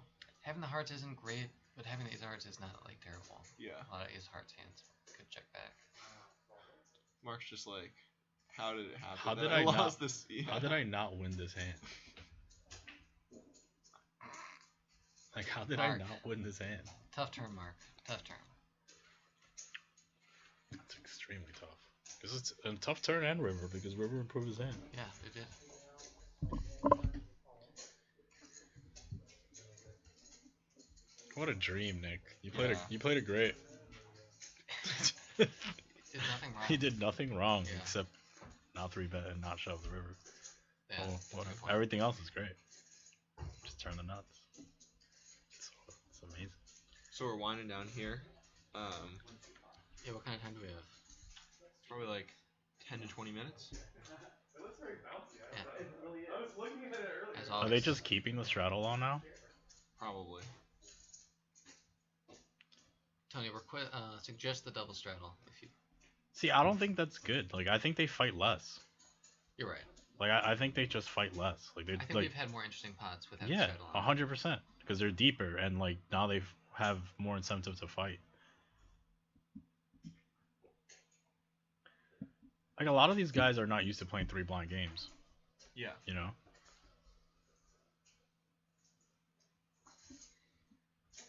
So what do you think about the 3-blind, 4-blind, 5-blind game? I think the 3-blind game should be like the new thing because Yeah. it's just like The normal thing, yeah. yeah, it's just like it's better. Have you guys read DGAF, the Yeah. threat? Yeah. Yeah, for sure. It looks like Oscar's gonna 3-bet. Yeah, it looks like we're gonna be without the cards for a second. Oscar hasn't 3-bet much. Like I think for some reason I feel like he's out of line. Damn it.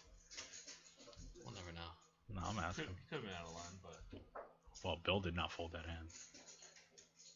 That had to be Oscar's hand. Yeah. Yeah, because it came up when it hit the muck.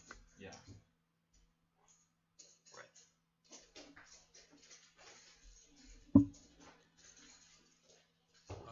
Give it a second, but it looks like we're reading something. Tony, we were gonna do a last orbit announcement. Okay. In a little bit. We may have lost the... Yeah, so it's No, we got it. It's up. That's the last hand. I have it set to auto, so it'll show you all the hands now. okay. Yeah, Okay. But that means it's working, so I can put it back. sweet. So these are all the hands that are going on right now. Yeah. Does Bill just didn't Ace King just happen? Unclear. Yeah, it just said Ace King was Bill's hand, so this is probably the hand. I'm not sure. Maybe this is real. Matt does have King Jack and probably would defend Looks here. like that's is that 30? 10. Wonder why 10 is the number. Is there a double straddle? Or maybe there's a strat. We will be back with you shortly.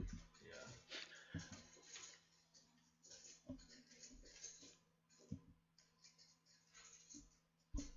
Wow.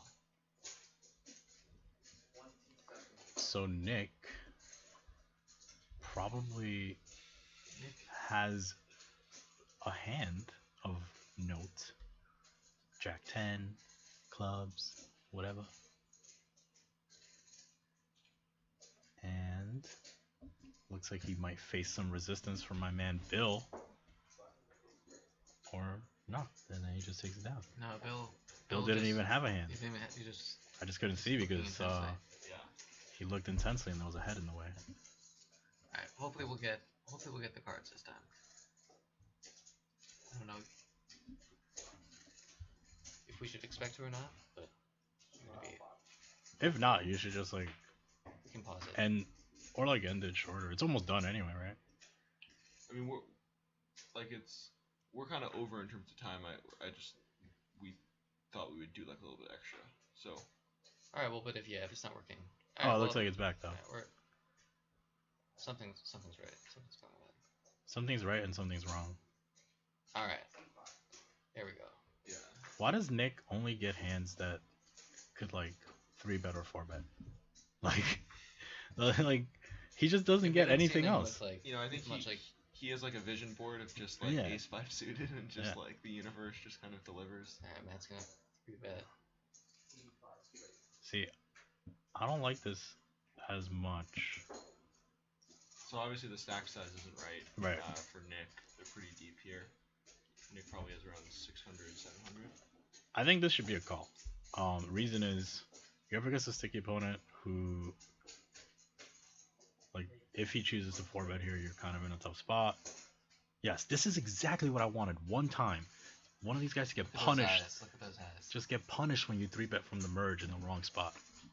Finally, I knew I could count on my man Nick. Now you're gonna fold. Go ahead. What are you gonna do, buddy? See? Yep. That's the problem. That's why you don't 3-bet Go merged Nick. out of the blind. Go Nick. Nick just mashing. I told you, he only gets hands at 3-bet or 4-bet. He doesn't get anything else. He never has king queen suited there. Yeah, you see the problem with like 3-betting the merge out of the blinds. Both like, if you get 4-bet, you're in no man's land. If you get called, your hand doesn't barrel well. So it's just like a really bad spot, I think. I was waiting all day for that to happen. I was talking about it Just over in and time. over. And then I knew I could count on my man Nick to make me look like a genius. Oh, another hand like a 3-bet, a 4-bet, 5-bet.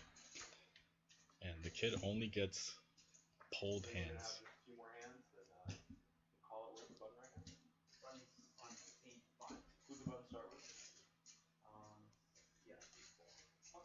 Nobody has absolute. Well, Mark has something. I would probably fold Mark's hand in the small blind. Yeah. I would defend this hand. Oh, there's a straddle on. Okay, that makes sense. Okay. Looks like Bill let go of whatever. It's so nice to like just 4-bet ace 4 and then Get it pick through up ace king. Yeah. But then no one gives you action with ace king. That's not nice.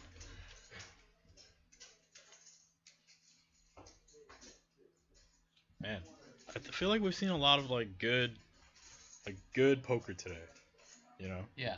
I think this is by far our highest level game we've run in these just hands events. We're dead.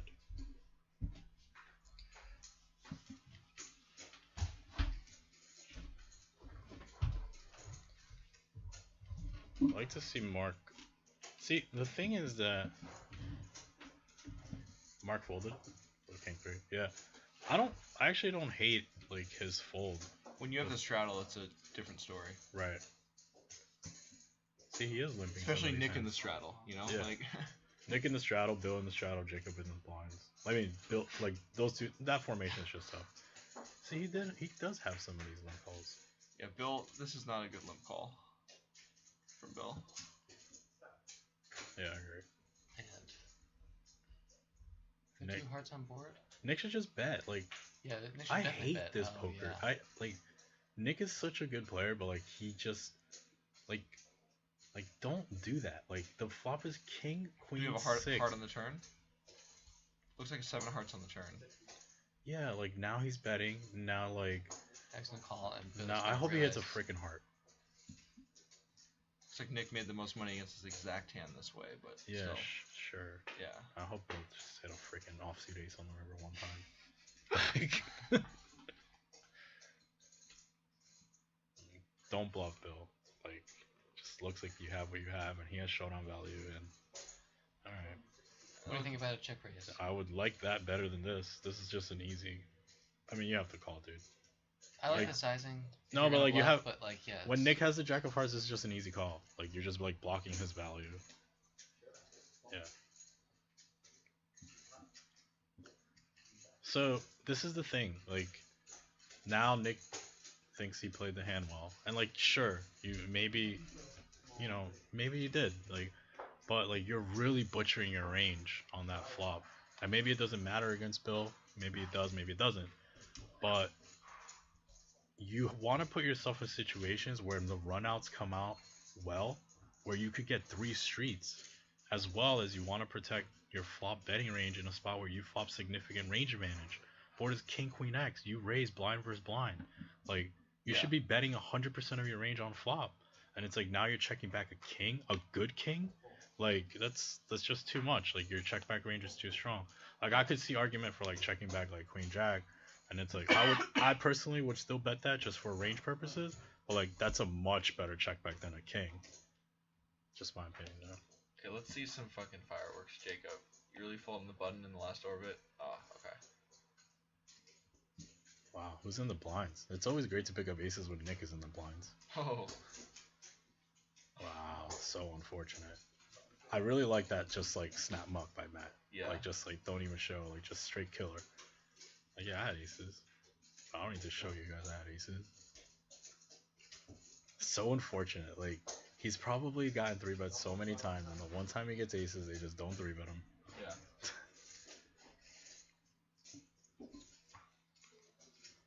We got peak viewership right now. Thanks for tuning in, everyone. We got our last few hands here. Yeah, you guys are just in time. Yeah. We're shutting it down. We'll be back tomorrow. Yeah, Same time. 1 to 5 p.m. 1 to 5 Eastern. p.m. Tune into the stream probably about 1:15. Hey. Hey. Well, there's a ton of delay. Don't manage expectations here. What? These guys have played very good poker today. Like this is above what I thought we were gonna see. Oh, same here, yeah. Yeah. So there's a double straddle on now. Thanks to everyone who's participated and put themselves to the test. I think in it's front of fine. an audience. I think it's fine for Mark. He shoved. No, I don't think he should. Maybe he did shove. Really don't like the shove. You're basically allowing your opponent to play perfectly against 40. you. I would just like 3-bet call, to be honest with you. Like with the double straddle on. Yeah. Yeah, like I think you should just like 3-bet to induce and then just like call. Yep. Yeah.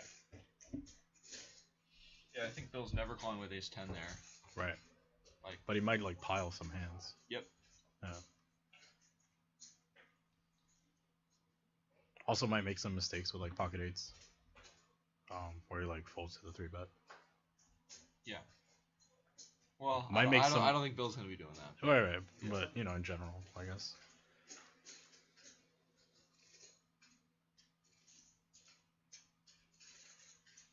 Matt opens a hand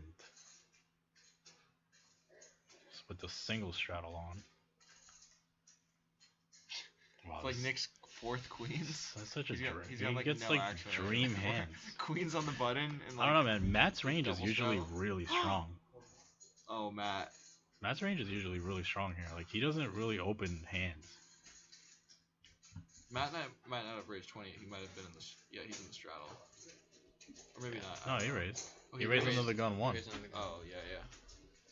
Oh, he had 8-7 offsuit. That must just be like another night thing. No, I think we're doing double straddle, would be my guess. Yeah, that's possible. Because I can't enter in double straddle on the software. Yeah. So he just gets another hand to like raise 4-bet. Kid plays good, man. I wish I just got always like the top or the bottom. Poker's so easy. Yeah. Like you never have to worry about the middle. Just like always the top or the bottom. Like just live in the pole. I spent all my time perfecting the middle. This kid just has it all figured out.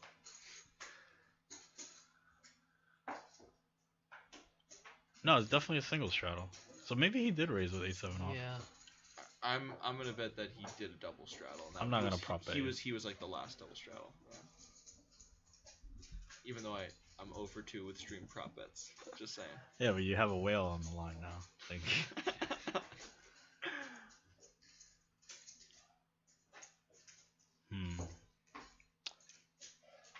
So who do you think played best today? Let's just put people on the spot. I'm gonna put you guys on the spot. Well, I'm trying to think. I'm trying to factor in both like the run good, the right decisions, and also having difficult decisions. Yeah. I think Nick played really well, but we've already established like he's had the most simple decisions in my opinion. Like like when you're always at the top or the bottom, like it's kind of easy. I think Daniel played really well earlier in the session, and he hasn't had a lot to play with later. Yeah, I think Daniel's been playing great. I think Mark L has been playing really well. I thought Jacob made some really good decisions, and also made some calls like on the river that I, really didn't like. Okay, I like the way Mark. I like the way Mark played today. I think I think it's between Mark L, Nick, and Daniel. Yeah. They've all played well. And Nick has had obviously the Are those the threes? I was gonna say all just hands private coaching students for what it's worth stream. Are those the only three? Jacob used to be. Might be unfair to call Mark a student. Mark is more like a close personal friend of mine who is the beneficiary of a lot of. But to be fair, I think that like you two are probably really, really, really good pre-flop. Like I'm not saying you're not good post. I'm saying like I'm sure that that's the majority of what you guys like hone in on when you pick up a student, right? At the beginning. Yeah. You have to get it. You have to start. Because the ROI is so much bigger in just knowing how to do that. Yeah, for sure. Because teaching someone how to play well post flop is really hard. And I think that there's like an underappreciated. Oh, what a great last hand here. Same exact hand. Who's gonna have the heart to? Daniel's in position, so it's gonna be hard for him to fuck out. Yeah.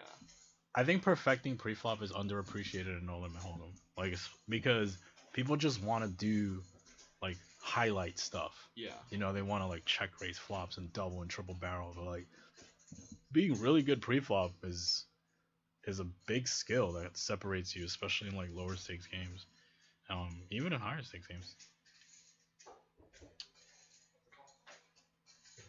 Daniel bets. Jacob calls out of position. I don't like that call out of position. Jacob don't give a fuck, bro. Jacob's gangster. Like Jacob is up $1,900. It's just like, well, how are you gonna realize? You're not. Yeah. Oh, what do you mean? He's just gonna check shove the river and say he has 6-8. I think that's gotta be the move, right? Just gotta put you to the test. Like, I mean, he is. Yeah, whatever. He's just like. Daniel's just like, fuck. Should have had that. Can't bluff this guy. Wait, so that should have been the last hand. I mean, you just yell downstairs and say, "That's it. Yeah. It's over." Tony, cut him off. Can you hear us? No, he doesn't have any. Do you wanna? Right, yeah, I'll run it. All right, guys. So, great stream today. I was really impressed by today's play. All you guys that tuned in, like, thank you. I think it was a lot of fun. Maybe they'll get one more bonus hand. Maybe someone gets stacked. Bonus hand, yeah. Man, Oscar just looks like the Grim Reaper. Yeah, it's hard with this where it's we can really judge Daniel and Nick and Mark to some degree, but it's like Oscar had cards at the beginning and hasn't done much, so it's not like he's played bad, but it's that's what's hard about the sample size. No, there's a small sample. Like you can't. Which is why this time I think last time we did this with Thinking Poker, we did 4 sessions and we had some people doing doubles but not a lot. But I think this time we had our more committed students, and I think a majority of this group will be playing tomorrow and paying for both because they're realizing I want to get those 2 sample. Yeah, this is good. Yeah. I like Mark L's 3-bet here, especially against Matt, because Matt like folds here a lot. Especially last hand equity, I think, is pretty important. But definitely against Matt. Matt just might YOLO. Never mind. No, Matt's not gonna YOLO there. Matt's too disciplined. Show it, Mark. Show him the 7. Nah, don't show him anything. Just let him keep folding. I think they're both gonna play tomorrow, so keep the dynamic. Tomorrow's actually gonna be a much more fun stream, I would imagine. I don't think Matt's gonna fold to any 3-bet tomorrow. Yeah, he's gonna watch all the shit. Yeah, he's gonna be like, these motherfuckers never ever have it. Yeah, we'll see who does their homework and comes in tomorrow having watched this stream. Yeah. Yeah. I would love Matt to just start 4-bet bluffing tomorrow. Just come in strong. Yeah, strong. All right, so we're done? Yeah. Done. All right, guys. All right. Thank you guys. Yeah, thanks so much for tuning in. Definitely. 1:15 p.m. Eastern. Sweet.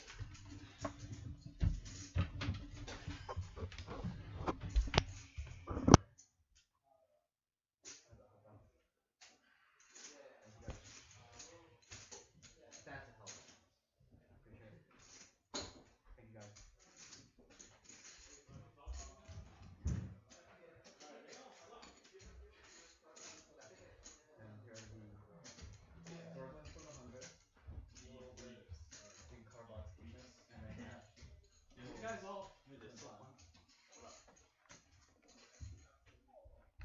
Hey guys, For like taking a selfie well played. in one of the episodes. Great session. Oh, okay. Yeah. So funny. Thanks for now.